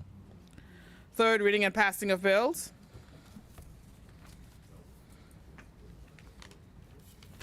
Chair recognizes Senator Honorable Michael Alcides. Thank you, Madam President. I move for third reading and passing of a bill for an act to implement through the incorporation and application of the Globe Model Rules a domestic minimum top-up tax and for connected purposes. Is there a seconder? Second. It has been moved and seconded that the following bill be read a third time and passed. As many as in favor say aye. Aye. Those opposed say nay. The motion is carried. Order the bill be read for a third time and passed. A bill for an act to implement through the incorporation and application of the Global Model Rules a domestic minimum top-up tax and for connected purposes. Order that this bill do now pass and the title thereof declared to be Domestic Minimum Top-Up Tax Act 2024. For the third reading of bills, Yes, Madam President, I move for third reading and passing of a bill for an act to provide for the establishment of an urban renewal authority to improve the quality of life of residents in designated urban communities throughout the Bahamas and for connected purposes. is there a seconder? It has been moved and seconded that the following bill be read a third time and passed. As many as in favor say aye. Aye. Those opposed say nay. The motion is carried. Order the bill be read for a third time and passed. A bill for an act to provide for the establishment of an urban renewal authority to impose the quality of life of to improve the quality of life of residents in designated urban communities throughout the Bahamas and for connected purposes. Order that this bill do now pass. Members? Order this bill do now pass and the title thereof declared to be Urban Renewal Authority Bill 2024. For the third reading of bills, There are none, Madam President. consideration of House amendments. Resolutions. Discharge of select committees. Notices for future meetings. Madam President, I would like to renew all notices in the name of the government. Orders for clerk. Adjournment. Madam President, I move that the Senate, at its rising, do adjourn sine die. Is there a seconder? Second. It has been moved and seconded that the Senate at its rising do adjourn sine die. As many as in favor say aye. Aye. Those opposed say nay. The ayes have it. The motion is carried. Final adjournment. Madam President, I move that the Senate do now adjourn. Is there a seconder? It has been moved and seconded that the Senate do now adjourn. As many as in favor say aye. Those opposed say nay. The motion is agreed. The Senate stands adjourned sine die.